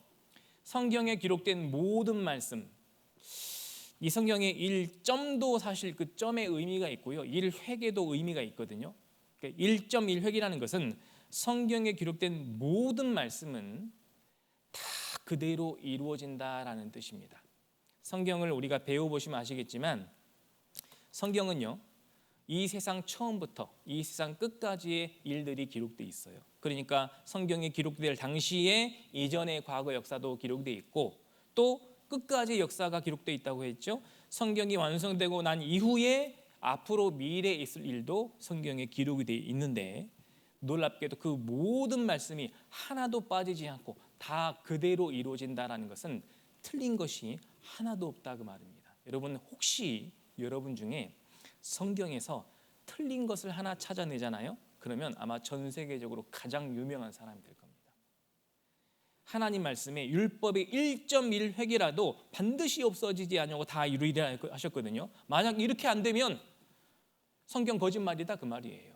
하나님은 가짜다 그 말입니다. 찾아내면 그렇게 되는 거예요. 자, 이런 말을 사람이 쓸 수 있겠습니까? 사람이 마음대로 성경을 지어서 소설처럼 다 써놓고 이 성경 말씀 하나도 빠지지 않고 다 이루어질 겁니다. 1점까지, 1획까지 다 이루어질 거예요 라고 말할 수 있겠냐고요, 사람이. 혹시 하나라도 잘못되면 부도 나는 거예요. 성경은 거짓이 되는 겁니다. 자, 이런 말씀은요, 진짜 하나님만 하실 수 있는 거예요. 진짜 진리가 맞기 때문에 이런 말을 할 수 있는 겁니다. 우리는 확인하면 되는 거예요. 진짜 그대로 이루어지는지 그렇지 않은지 확인하면 됩니다. 확인하면 믿어지는 거예요. 그리고 이 성경을 기적의 책이다라고 하거든요. 기적이라는 것은 사람이 할 수 없는 일, 절대로 할 수 없는 일이 이루어지는 것을 기적이라고 합니다. 자, 그런데 하나님이 성경을 통해서 그걸 이루시겠다라는 거예요. 자, 그래서 성경에 이런 말씀이 있습니다. 신명기 18장 21절 22절에 보면은 내가 혹시 심중에 마음에 이르기를 그 말이 여호와의 이르신 말씀인지 우리가 어떻게 알리요? 자, 선지자가 지금 말씀을 전하고 있어요. 근데 그 전하는 말씀이 그 하나님 말씀인지 그 선지자가 마음대로 지어낸 말인지 어떻게 합니까? 자, 우리로 따지자면 성경 말씀이 하나님 말씀이라고 하는데 이 말씀이 진짜 하나님 말씀인지 아니면 앞에 있는 목사가 지어내서 다르게 가르치는 것인지 우리가 어떻게 합니까? 그 말인 거예요. 어떻게 할 수 있냐면, 자 보세요. 만일 선지자가 있어서 여호와의 이름으로 말한 일에 증언도 없고 성취함도 없으면 이는 여호와의 말씀하신 것이 아니요라고 했죠. 없고 없으면 아닌 거예요. 증언도 없고 성취도 없으면 그건 하나님 말씀 아닌 겁니다. 그러면 그 선지자가 방자히 자기 마음대로 한 말인 거예요. 너는 그를 두려워할지니라. 자, 만약에 증언도 없고 성취함도 없으면 여러분 지옥 두려워 안 해도 됩니다. 아시겠죠? 내가 교회 안 나가고 하나님 안 믿어서 지옥 가면 어떡하지? 두렵잖아요, 솔직히. 그런데 만약에 성경에 하나님의 말씀이 맞다라는 증언도 없고 성취함도 없으면 여러분 두려워할 필요 없다고요. 여러분 다른 신을 믿는데도 마찬가지입니다. 대한민국은 종교의 자유가 있기 때문에 자기 원하는 신을 믿으면 되거든요. 그런데 내가 믿으려고 하는 그 신이 진짜 신이라는 증언도 없고 성취도 없으면 믿으면 안 되는 거예요. 두려워할 필요 없습니다. 여러분 미신죠, 미신. 미신 많이 옛날에 믿고 계셨죠. 저도 미신 때문에 고생을 좀 했거든요. 괜히 마음 찝찝하고 마음 안 좋고 이걸 해야 되나 말아야 되나. 그런데 증거가 없으면 믿을 필요가 없는 거예요. 두려워할 필요 없습니다. 마찬가지예요. 하나님에 대해서도 마찬가지입니다. 이 성경 하나님 말씀에 증언도 없고 성취함도 없으면 두려워하지 않아도 됩니다. 이렇게 직접 말씀하셨잖아요. 그러면 있으면 어떻게 합니까? 있으면 여러분 증언이 뭐고 성취가 뭐냐면, 자, 성경이 사실임을 알 수 있는 두 가지 열쇠가 바로 증언과 성취인데, 성경이 사실이라는 것은 바로 하나님이 진짜 신이라는 뜻이거든요. 증언이 뭐냐? 과거에 일어났던 사건들에 대한 증거들이 증험입니다. 자, 성경에 과거의 역사에 대한 기록이 많이 있거든요. 근데 우리가 성경에 기록된 과거 역사와 실제 역사에 기록하고 비교를 해봤는데 정확하게 일치하는 것을 증험이라고 해요. 그걸 증거라고 합니다. 그리고 성취는 뭐냐? 성경에 예언된 말씀이 그대로 이루어지는 것을 성취라고 합니다. 자, 이 성경은 미래에 일어날 일도 미리 기록이 돼 있어요. 그래서 앞으로 어떤 일이 있을 겁니다. 어떤 나라는 어떻게 될 거고 그때 어떤 사람이 나타나서 이런 일을 할 겁니다. 또 앞으로는 이런 일이 있을 거예요 라고 예언을 해놨거든요. 그 예언이 얼마나 많냐면 성경을 딱 잡고 봤을 때 약 3분의 1 정도는 다 예언의 말씀입니다. 이 예언의 말씀이요 1.1획도 없어지지 아니하고 반드시 이루어져야 됩니다. 그대로 이루어지는 것을 성취라고 하는 거예요. 그래서 증험도 있고 성취도 있어야 그게 진짜 하나님의 말씀이 사실이라는 증거가 되는 거예요. 여러분, 증거가 있으면 믿을 수 있습니다. 이거 한번 보세요. 자, 사진 한 장 보여드렸는데, 자, 이게 해변이거든요. 모래사장. 그런데 제가 한번 답을 여쭤보겠습니다. 여기 사람이 지나갔을까요? 안 지나갔을까요? 지나간 게 확실하죠? 자, 두 사람 지나갔습니까? 한 사람 지나갔습니까? 자, 어떻게 하셔요? 그 흔적만 보면 알 수 있잖아요. 답을 알 수 있는 거예요. 답은 한 사람 지나간 게 답인 거예요. 마찬가지로 성경이 사실이라는 확실한 증거가 있다 그 말이에요. 그게 증험과 성취인데, 그래서 앞으로 4일까지 월화수 목요일까지 이 증험과 성취를 통해서요 하나님이 살아계시고 성경이 진리라는 것을 확인시켜 드리겠습니다. 저는 성경의 증거와 성취를 알려드릴 거고 여러분들은 듣고 보고 배우면서 확인하시면 되는 거예요. 그래서 이제 본격적으로 성경을 배워볼 텐데요. 먼저 성경의 맨 처음으로 한번 가보겠습니다. 창세기 1장 1절을 같이 한번 찾아보겠습니다. 창세기 1장 1절입니다.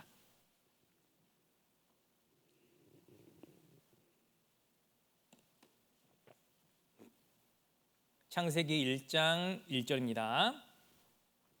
가장 먼저 하나님이 하시는 말씀이죠. 찾으셨으면 같이 읽겠습니다. 태초에 하나님이 천지를 창조하시니라. 자, 하나님은 이제 태초부터 말씀을 하시는데 태초라는 것은 모든 것의 시작이에요. 자, 이 세상이 어떻게 시작됐습니까? 그 시작이 태초예요. 그런데 태초에 하나님은 원래 계셨어요. 태초부터 계셨어요. 하나님은 영원부터 영원까지 원래 계신 분. 그래서 이름이 여호와예요. 나는 스스로 있는 자, 피조물이 아니라는 뜻이에요.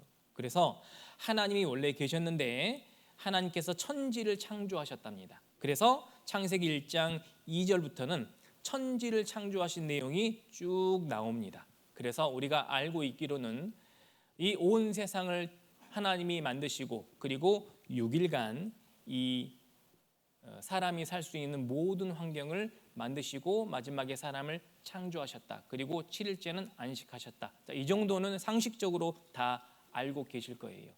그 시작이 바로 창세기 1장 1절입니다. 그렇다면 하나님이 이 세상 모든 만물을 직접 창조하셨다라는 뜻인데, 자, 화면을 보세요. 그렇다면 우리가 살고 있는 이 지구도 하나님이 창조하신 겁니다. 그래서 하나님은 이 말씀을 하시고 모든 사람에게 하나님을 알 만한 증거를 다 넣어 놓으셨어요. 그래서요, 사람에게도 하나님이 하나님을 알 만한 것을 주셨어요. 그래서 여러분 있지 않습니까? 성경 말씀을 듣고 배울 때 하나님이 나에게 양심이라는 걸 주셨거든요. 양심 다 있으시죠? 양심 다 있으실 거예요. 그 양심을 가지고 양심적으로 하나님의 말씀을 듣고 배워보셔요. 그러면 아, 그렇구나라는 반응이 나오는 게 당연한 겁니다. 무슨 뜻이냐면 하나님은요, 이 세상 만물을 한번 관찰해보라, 확인해보라, 직접 알아보라라고 말씀하셨는데, 왜냐하면 여기 한번 보세요. 이사야 40장 26절에 너희는 눈을 높이 들어 누가 이 모든 것을 창조하였나 보라. 주께서는 수요대로 만상을 이끌어내시고 각각 그 이름을 부르시나니 그의 권세가 크고 그의 능력이 강함으로 하나도 빠짐이 없느니라.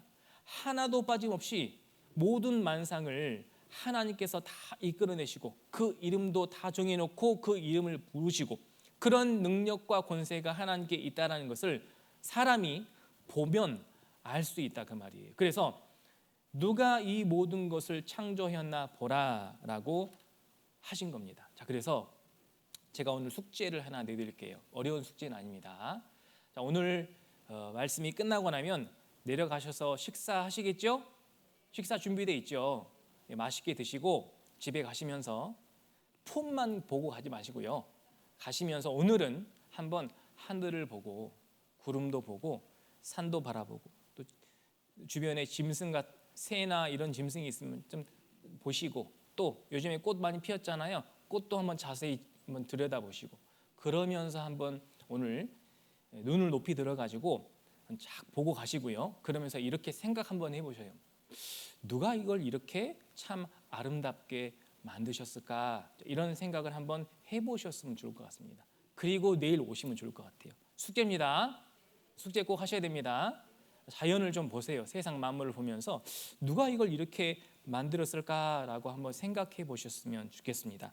그러면 오늘 말씀을 듣고 나면 양심적으로 딱 결론이 나옵니다. 하나님은 모든 만물에 하나님을 알만한 것을 넣어 놓으셨어요. 여기 한번 보셔요. 로마서 1장 20절입니다. 창세로부터 그의 보이지 아니하는 것들 곧 그의 영원하신 능력과 신성, 그러니까 하나님의 영원하신 능력과 하나님의 신성, 하나님만 하실 수 있는 그런 신성이 그 만드신 만물에 분명히 보여 알게 되나니.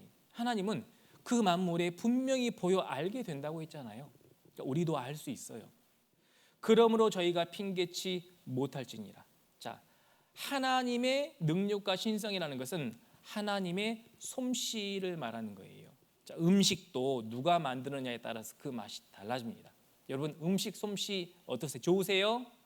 잘 만드셔요? 어떤 분은 이렇게 하시고 어떤 분은 이렇게 하시고 그게 그분의 음식 능력이에요. 그분만 할 수 있는 요리가 있다. 그건 그분의 솜씨입니다.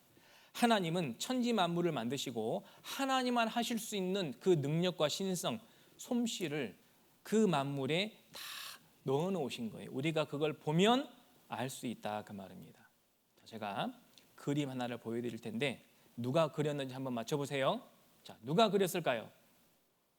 누가 그렸을까요? 누구요? 홍도.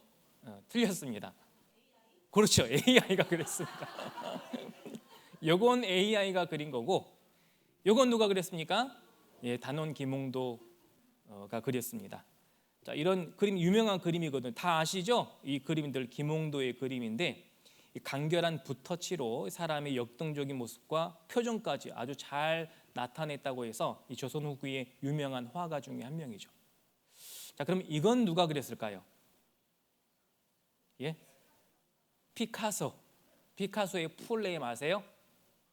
뭡니까? 풀네임 뭘까요? 파블로 피카소인데 실제 풀네임은 엄청 길어요. 제가 못 외우겠어요. 엄청 깁니다. 왜 그렇게 이름을 지었는지 모르겠지만 아무튼 이분은 특별한 예술가예요. 그 이분을 뭐라고 표현하냐면 19세기 최고의 천재 예술가라고 합니다. 미술가도 아니고 예술가라고 하거든요. 근데 그림을 보니까 그림이 제가 볼 때는 모르겠어요. 예술성을 모르겠습니다. 전혀. 저 초등학생이 그린 것 같은데 이 작품이요 엄청난 가치가 있는 그런 작품들입니다. 피카소의 작품들이요. 그래서 아시는 분들은 이 피카소의 작품을 보고 뛰어난 이 솜씨를 감탄하는 거죠. 그러니까 이 비싸게 돈으로 환산할 수도 없는 가치가 매겨지는 거예요. 자, 그런데 이게 솜씨거든요. 자, 그러니까 제가 또 하나의 솜씨를 보여드릴 텐데 사람이 로봇을 만드는 솜씨가 진짜 엄청나게 발전했거든요. 그래서 나중에 우리나라 산업 현장에서 쓰여질 로봇이 지금 개발이 되고 있는데 그 로봇이 여기까지도 개발이 됐어요. 한번 보실래요? 얼마나 뛰어난 기술을 가지고 있는지.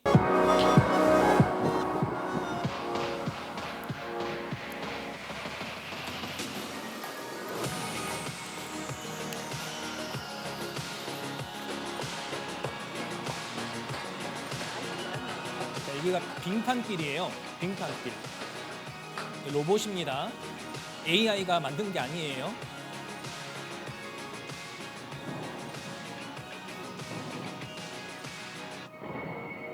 이게 우리나라 산업 현장에서 쓰여질 로봇입니다. 이 기술 개발이 엄청나죠? 자, 그런데요. 여기 중국에서 만든 로봇이에요. 이건 더 대단합니다.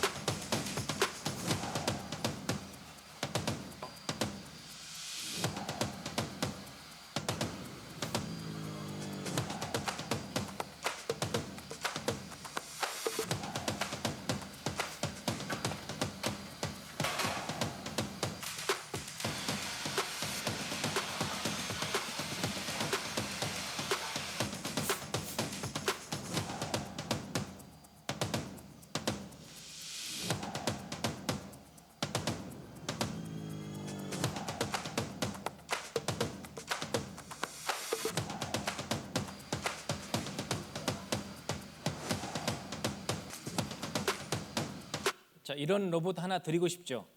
지금은 돈 주고도 못 사요. 너무 비싸가지고. 자, 이게 사람이 로봇을 만든 솜씨입니다. 자, 솜씨가 보이잖아요. 참 대단하다. 자, 그런데 하나님이 사람을 만드셨거든요. 하나님의 솜씨, 하나님이 만든 사람의 모습을 보고 하나님의 솜씨를 한번 보십시오. 지금까지 잘 봤으니까. 지금까지는 사람의 솜씨였거든요. 하나님의 솜씨는 이렇습니다.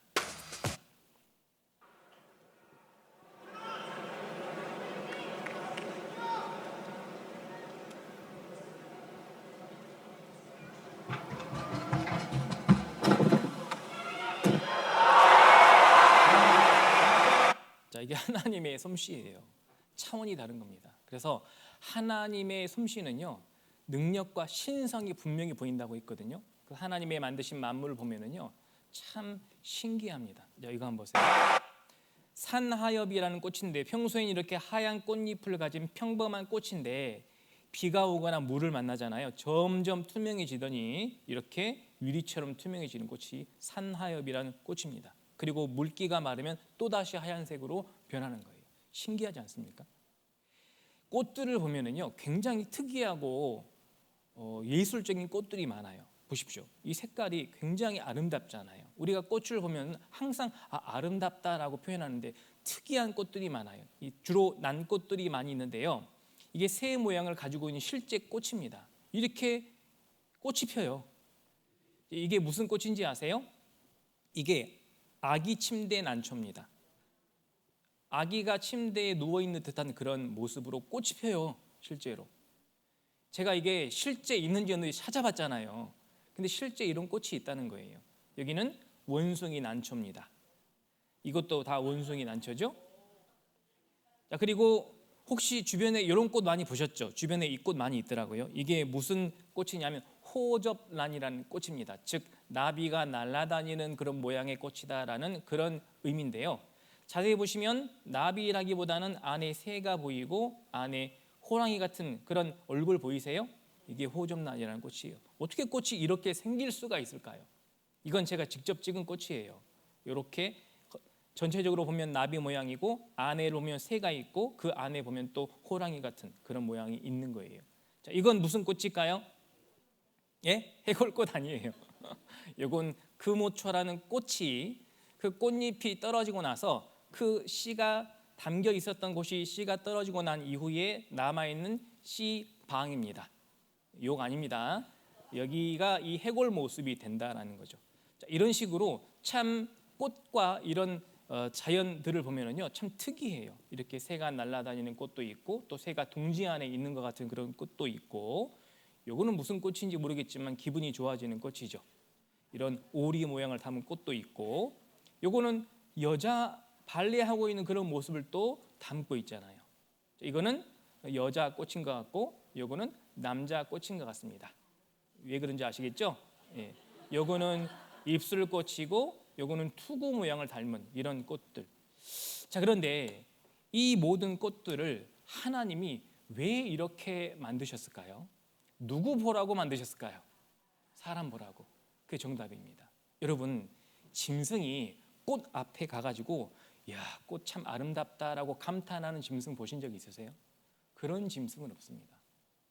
고양이나 개가 꽃 앞에 서가지고 누가 이렇게 이걸 아름답게 창조하셨을까 감탄하는 그런 짐승은 없다고요. 꽃을 보면서 아름답다라고 감탄할 수 있는 그 아름다움의 영역은 하나님이 사람에게만 주신 거예요. 그게 본능이거든요. 아름다움을 추구하게 하신 겁니다. 그래서 성형수술 짐승은 절대 안 합니다. 사람만 하죠. 왜? 사람만 아름다움을 추구하거든요. 자, 여기서 힌트를 얻어가지고 하나님이 능력과 신성을 보여주셨는데 이것을 사람에게만 눈을 들어 보라고 하셨거든요. 하나님을 알만한 것이 있으니까 한번 확인해 보라고 하신 게 사람인 거예요. 짐승은 하나님의 명령에 전적으로 순종하는 존재지 하나님을 탐구해서 알아가는 존재는 아니라는 거예요. 사람은 그런데 하나님을 알 수 있는 지식이 있어요. 하나님을 알 수 있는 것이 틀림없이 있습니다. 그래서 하나님을 알아보면 알 수 있는 거예요. 그리고 하나님은 천지 만물을 만드실 때 그 누구를 위해 만드셨냐면 그것도 사람을 위해 만드신 겁니다. 여기요. 이사야 45장 18절에 보시면 여호와는 하늘을 창조하신 하나님이시며 땅도 조성하시고 경고케 하시되 헛되이 창조치 아니하시고, 자, 하늘도 창조하시고 땅도 조성하셨는데 견고하게 하신 겁니다. 헛되이 창조치 않은 거예요. 견고하다 그 말은 절대로 흐트러지지 않게 무너지지 않게 아주 확실하게 치밀하게 계산하셔서 정확하게 그렇게 지으셨다라는 뜻이 하늘도 땅도 그렇습니다. 그런데 왜 그렇게 하셨냐면 사람으로 거하게 지으신 자신이라. 그 이유가 사람을 살 수 있도록 사람이 살 수 있도록 이 하늘과 땅을 창조하신 거예요. 그러니까 결론이 뭐냐면 이 온 하늘과 온 우주 그리고 사람이 살고 있는 이 지구라는 땅 모든 환경은 다 사람을 위해서 창조하신 거예요. 그러니까 꽃들도 사람 보라고 만드신 거예요. 꽃의 열매를 누구 먹으라고 만드신 거예요? 사람 먹으라고 만드신 거예요. 모든 것이 사람에게 포커스가 맞춰져 있는 겁니다. 그게 하나님의 뜻이에요. 그래서 하나님이 만드신 자연 만물은요 항상 견고해요. 사람이 만든 것과는 차원이 다릅니다. 하나님은 이 온 우주와 지구라는 환경을 만드실 때 헛되이 대충 만든 게 아니에요. 정말 치밀하게 계산하시고 견고하게 지으신 거예요. 그래서 욥기 38장 4절 5절 말씀에 보시면 내가 땅에 기초를 놓을 때에 내가 어디 있었느냐 내가 깨달아 알았거든 말할지니라. 하나님이 땅에 기초를 놓으셨어요. 이 지구라는 땅도 있잖아요. 기초가 있습니다. 이 건물을 지을 때도 가장 먼저 바닥에 놓는 것이 기초예요. 그 기초 위에 건물을 튼튼하고 견고하게 지을 수 있는 거거든요. 지구도 기초가 있습니다. 하나님이 땅에 기초를 놓을 때 내가 어디 있었느냐? 없었죠. 깨달아 알았거든 말할지니라. 모릅니다. 사람은 모르지만 하나님이 이렇게 지어 놓으셨다라는 거예요. 그래서 누가 그 도량을 정하였었는지, 도량은 무게, 부피, 질량 그런 걸 말하고요. 누가 그 준승을 그 위에 띄었었는지 내가 아느냐? 준승은 거리, 궤도 뭐 이런 거를 말하는 겁니다. 그래서 천지 만물 특히 지구, 우리가 살고 있는 땅, 이 지구를 하나님이 창조하실 때 정확한 도량과 정확한 준승을 띄어가지고 이 지구를 만들었다라는 것을 말씀하시는 거예요. 사람이 그걸 압니까? 모릅니다. 하나님이 이렇게 하신 건데, 그래서 지금 과학자들은요 이 지구가 정교하게 조종된 상태다라고 이야기를 해요. 왜냐하면 보세요, 지구는 사람이 살기에 완벽한 조건을 갖춘 집이다. 그래서 20만 가지의 정교한 조종이 이루어진 상태로 조성되어 있기 때문에 사람이 살 수 있다 그 말이에요. 그래서 레이저 원리로 노벨 물리학상을 수상한 이 찰스 타운즈라는 사람이요, 과학자들, 특히 물리학자들은 우리가 살고 있는 지구가 매우 특별한 곳임을 인정합니다. 우리들이 살아가는 데 필요한 모든 조건들이 정교하게 설정되어 항상 유지되고 있습니다. 이렇게 특별한 지구가 어떻게 우연히 생겨날 수 있겠습니까? 자, 이 모든 세상 만물이 진화됐다라고 주장하는 사람들이 있는데 그 주장은 허황된 주장이고 증거도 없습니다. 그렇게 될 수가 없는 거예요. 왜? 정교한 세팅이 돼 있어야 사람이 살 수 있는 거예요. 그래서 하나님은 견고하게 지으셨다 말씀하신 겁니다. 지구는요, 사람을 위해 설계됐다 그 말입니다. 축복받은 별이에요. 이 모든 조건 중에 하나만 틀어줘도 사람이 못 삽니다. 우리가 살고 있는 태양관만 봐도요, 정확한 도량과 준승이 설계되어 있어요. 그래서 태양과 지구가의 거리가 약 1억 5천만 킬로미터 떨어져 있거든요. 생명의 필수 요소인 물이 액체로 존재하기에 가장 적당한 거리고, 이 거리에서 태양은 스스로 자전을 해야 됩니다. 그렇지 않으면 한쪽은 불바다, 한쪽은 겨울왕국이 되겠죠. 이렇게요, 자전을 해야 됩니다. 그런데 자전 속도와 주기가 정확하게 설정돼 있고 이것이 한순간도 틀어진 적이 없어요. 놀랍지 않습니까? 사람이 만드는 시계는 아무리 정확해도 틀어지는데 하나님이 만든 이 자전 주기는 한 번도 틀어진 적이 없다고요. 그리고 지구의 자전 축이 23.5도 기울어진 거 혹시 아세요? 기울어진 이유도 있습니다. 최대 경작 면적을 만들어주면서 또 지구의 사계절을 만들어서 생명 현상이 잘 일어날 수 있도록 하신 비밀이 기울기예요. 23.5도 기울어져서 자전하고 있기 때문에 또 사람이 풍성한 가운데 살 수 있는 겁니다. 또 지구 옆에는 달이 있죠. 달이 또 지구의 바닷물을 썩지 않게 정화해주는 그런 역할을 하는 거예요. 자, 이렇게 하나님은 정교하게 치밀하게 설계된 지구라는 땅에서 사람이 살게 하신 거예요. 아시겠습니까? 누가 이 모든 것을 창조하셨나? 하나님입니다. 자, 그러면 하나님이 창조하셨다는 것은 이제 어떻게 알 수 있습니까? 누가 창조하신 것은 틀림없이 사실이 맞는 것 같은데 하나님이 창조했다는 걸 어떻게 믿을 수 있습니까? 자, 하나님은요, 성경에 하나님만 아실 수 있는 창조의 비밀을 많이 기록해 놓으셨어요. 예를 들면 요겁니다. 자, 내가 흑암으로 하늘을 입히며, 자, 뭘로 하늘을 입혔다고요? 흑암으로 하늘을 입히며. 자, 우리가 하늘색 하면 흑암은 아니거든요. 우리가 하늘색 하면 파란색에서 약간 하얀색이 더해진 그런 색깔을 하늘색이라고 하잖아요. 하늘색, 우리가 하늘을 보면 틀림없이 색깔이 흑암은 아니에요. 그런데 왜 하나님은 흑암으로 하늘을 입혔다라고 그렇게 말씀하셨느냐? 자, 우주 전체를 보면은 하늘이 흑암이 왔거든요. 우리가 이 지구에 대한 사진을 보면 항상 지구 바깥의 우주는 흑암, 검은색이라는 것을 알 수 있는데 이게 지금으로부터 2700년 전 성경에 기록된 말씀입니다. 하나님은 이렇게 창조하셨기 때문에 성경에 기록하실 수 있었던 거예요. 이런 말씀이 많습니다. 보셔요. 욥기 26장 7절에 보면은 그는 북편 하늘을 허공에 펴시며 땅을, 자, 욥기 성경은 3500년 전 성경입니다. 욥기 성경에 나오는 땅은 우리가 살고 있는 지구라고 보시면 됩니다. 땅에 대한 말씀이 많이 있거든요. 근데 이 지구라는 땅을 공간에 달아놨다. 여기서 공간은 텅 비어있는 empty space입니다. 텅 비어있는 공간에 제가 놀란 게 달아놨다라는 거죠. 텅 비어있는데 어떻게 달아놨을까? 저는 그게 궁금했거든요. 달아놨다는 게 무슨 뜻일까? 자, 그런데 알고 보면 이해가 됩니다. 자, 지구는 우주라는 텅 빈 공간에 떠 있어요. 근데 달려 있습니다. 어디에 달려 있는지 아세요? 태양에 달려 있는 거예요.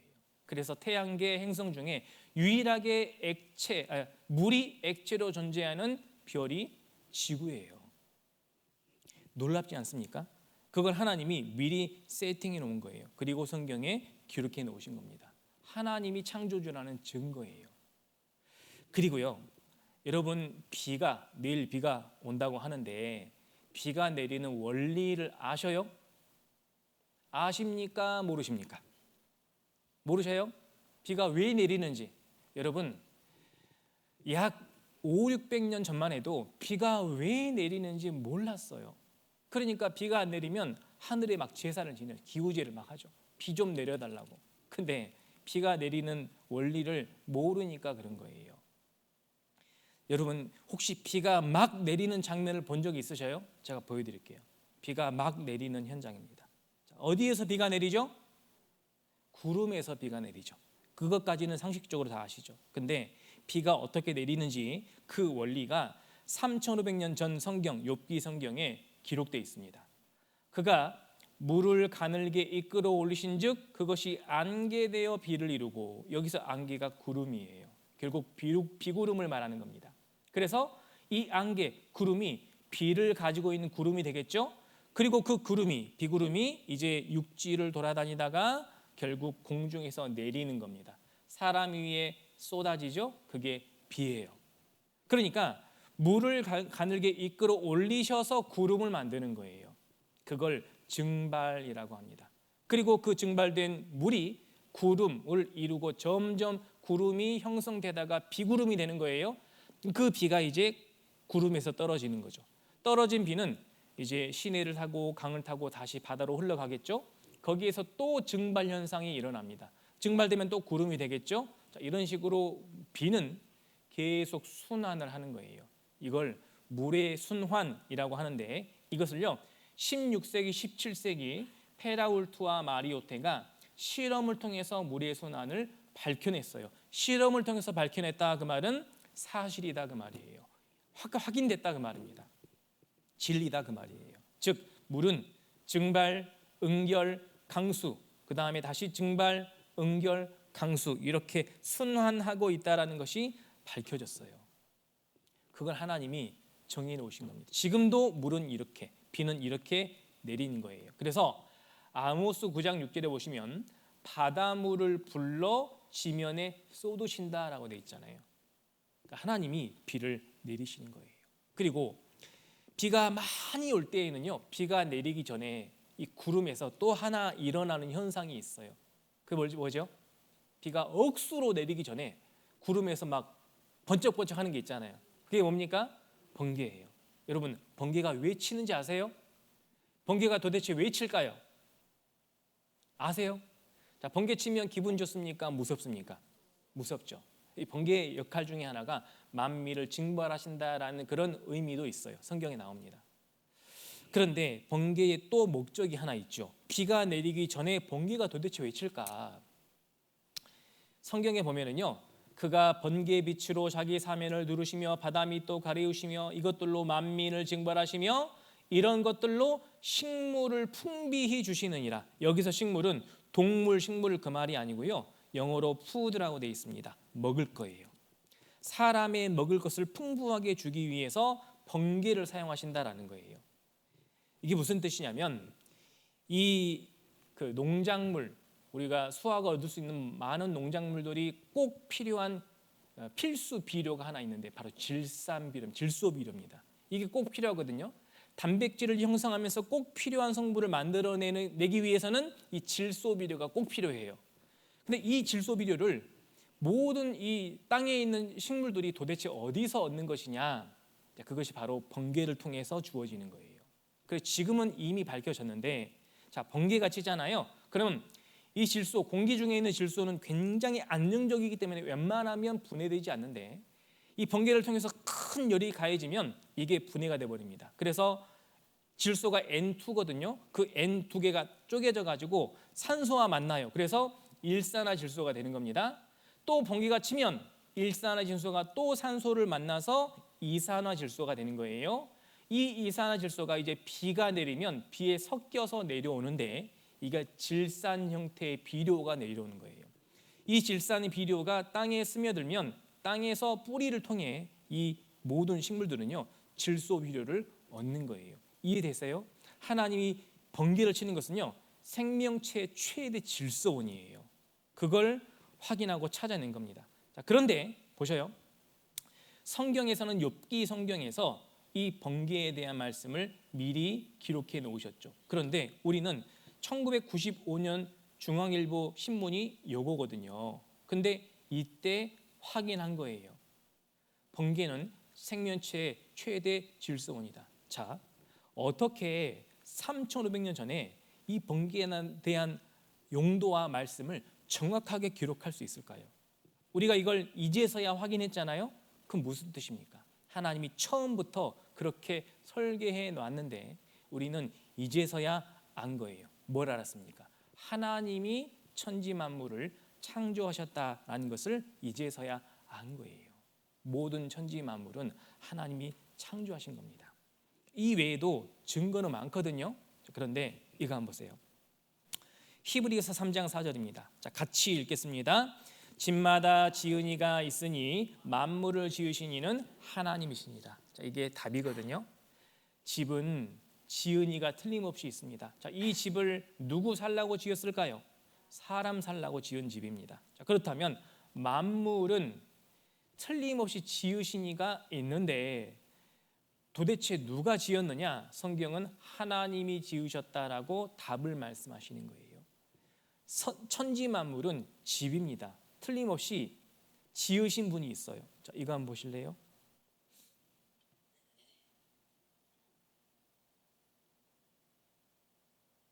자, 읽어보세요. 한자. 그렇죠. 우주. 무슨 뜻일까요? 집이라는 뜻입니다. 집우, 집주. 우리가 살고 있는 우주라는 이 집은 틀림없이 지으신 분이 있는 거예요. 그분이 누구라고요? 하나님입니다. 그래서 이제 숙제 한번 해보셔요. 가서 쭉 자연을 보셔요. 세상 만물을 쭉 돌아보시고 누가 이렇게 만드셨을까라고 생각을 하시면 양심적으로 생각해 보시면 답이 나와요. 하나님이 만드셨구나. 그래서 벌집은 벌이 만들고 새집은 새가 만들죠? 이 집은 무슨 집일까요? 어떻게 하셨어요? 이상하네. 저는 몰랐는데. 자, 이 집은 개미집입니다. 누가 만들었을까요? 개미가. 자, 이 집은 무슨 집입니까? 개집입니다. 개집은 개가 만듭니까? 개는 못 만드는 것 같아. 사람이 만들어줘.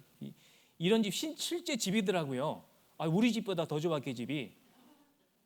자, 이런 건물, 특이한 건물들도 다 지은이가 있습니다. 이것도 건물이에요. 그래서 이 우주도 저절로 생겨난 게 절대 아닌 거예요. 여러분, 집이 저절로 생겨납니까? 그럴 수는 없습니다. 마찬가지로 우주라는 집도 지으신 분이 있는데 그분이 누구냐? 바로 하나님입니다. 하나님이 천지 만물을 창조하신 거예요. 그런데 하나님이 이 모든 것을 누구를 위해 만드셨다고요? 사람. 하나님이 만드신 모든 창조물 중에 가장 뛰어난 피조물이 있습니다. 그 존재가 바로 사람이에요. 그래서 여기 창세기 2장 7절에 보시면 사람을 만드는 내용이 나옵니다. 여호와 하나님이 흙으로 사람을 지으시고 생기를 그 코에 불어 넣으시니 사람이 생명, 살아있는 영적인 존재가 된지라.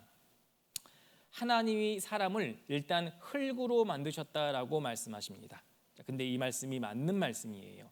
신토부리라는 말이 있거든요. 무슨 뜻인지 아시죠? 우리의 것은 소중한 것이요, 이런 뜻이 아닙니다. 신토부리라는 것은 사람의 몸과 흙은 둘이 아니다, 하나다, 그 말입니다. 그래서 사람의 몸은 흙으로 돼 있다는 거예요. 그래서 하나님이 이 흙에다가 생기를 불어 넣으시니까 생명, 살아있는 사람이라는 존재가 된 겁니다. 모든 사람은 이렇게 돼 있어요. 그래서 흙의 티끌로 사람을 창조했다라는 것을 우리 시대에는 구성 원소로 이미 증명할 수 있습니다. 그래서 흙의 원소에서 사람의 구성 원소가 나왔다라는 것을 보시면 금방 알 수 있어요. 그래서 사람이 죽고 나서 이 시신을 처리하면 땅에 묻든지 화장하든지 하잖아요. 결국에 뭐만 남아요? 흙만 남는 거예요. 흙으로 돌아가는 거예요. 그런데 하나님이 만드신 가장 최고의 피조물인 사람이 흙이기 때문에 귀한 걸까요? 아닙니다. 흙이기 때문에 귀한 게 아니에요.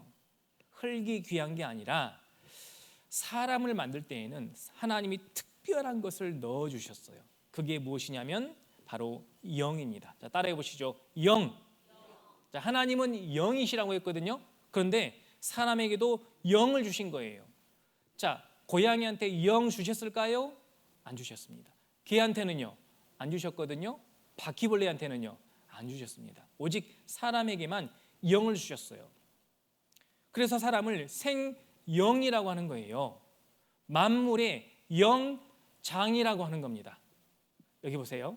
창세기 1장 27절에 보시면, 자, 같이 읽겠습니다. 하나님이 자기 형상 곧 하나님의 형상대로 사람을 창조하시되 남자와 여자를 창조하시고. 자, 그래서 남자도 여자도 하나님의 형상대로 창조된 겁니다. 자, 이걸 오해하시는 분들이, 그러면 하나님은 남자 형상입니까? 여자 형상입니까? 아니면 중성입니까? 그런 모습이 아니에요. 남자와 여자는 흙으로 창조된 이 육체의 성별을 말씀하시는 거고, 하나님의 형상은, 하나님은 영이시잖아요. 그러니까 이 영에는 성별이 없습니다.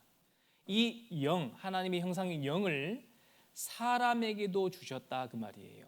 그래서 모든 사람에게는 하나님의 영이 들어가 있는 거예요. 이게 이제 신령 영자거든요. 하나님은 영이신데 이 영을 사람에게 주신 거예요. 그래서 사람이 특별한 거예요. 근데 이 영의 특징이 있어요. 영은요, 절대로 소멸되지 않습니다. 영은요, 앞으로 영원히 절대로 소멸되지 않아요. 그래서 나에게도 영이 있다라는 것을 금방 알 수 있어요. 어떻게 알 수 있느냐? 여러분, 본능이라는 게 있거든요. 여기 한번 보세요. 몸에는요, 본능이 있어요. 그리고 영에도 본능이 있어. 그리고 또 하나 있는 게 혼이거든요.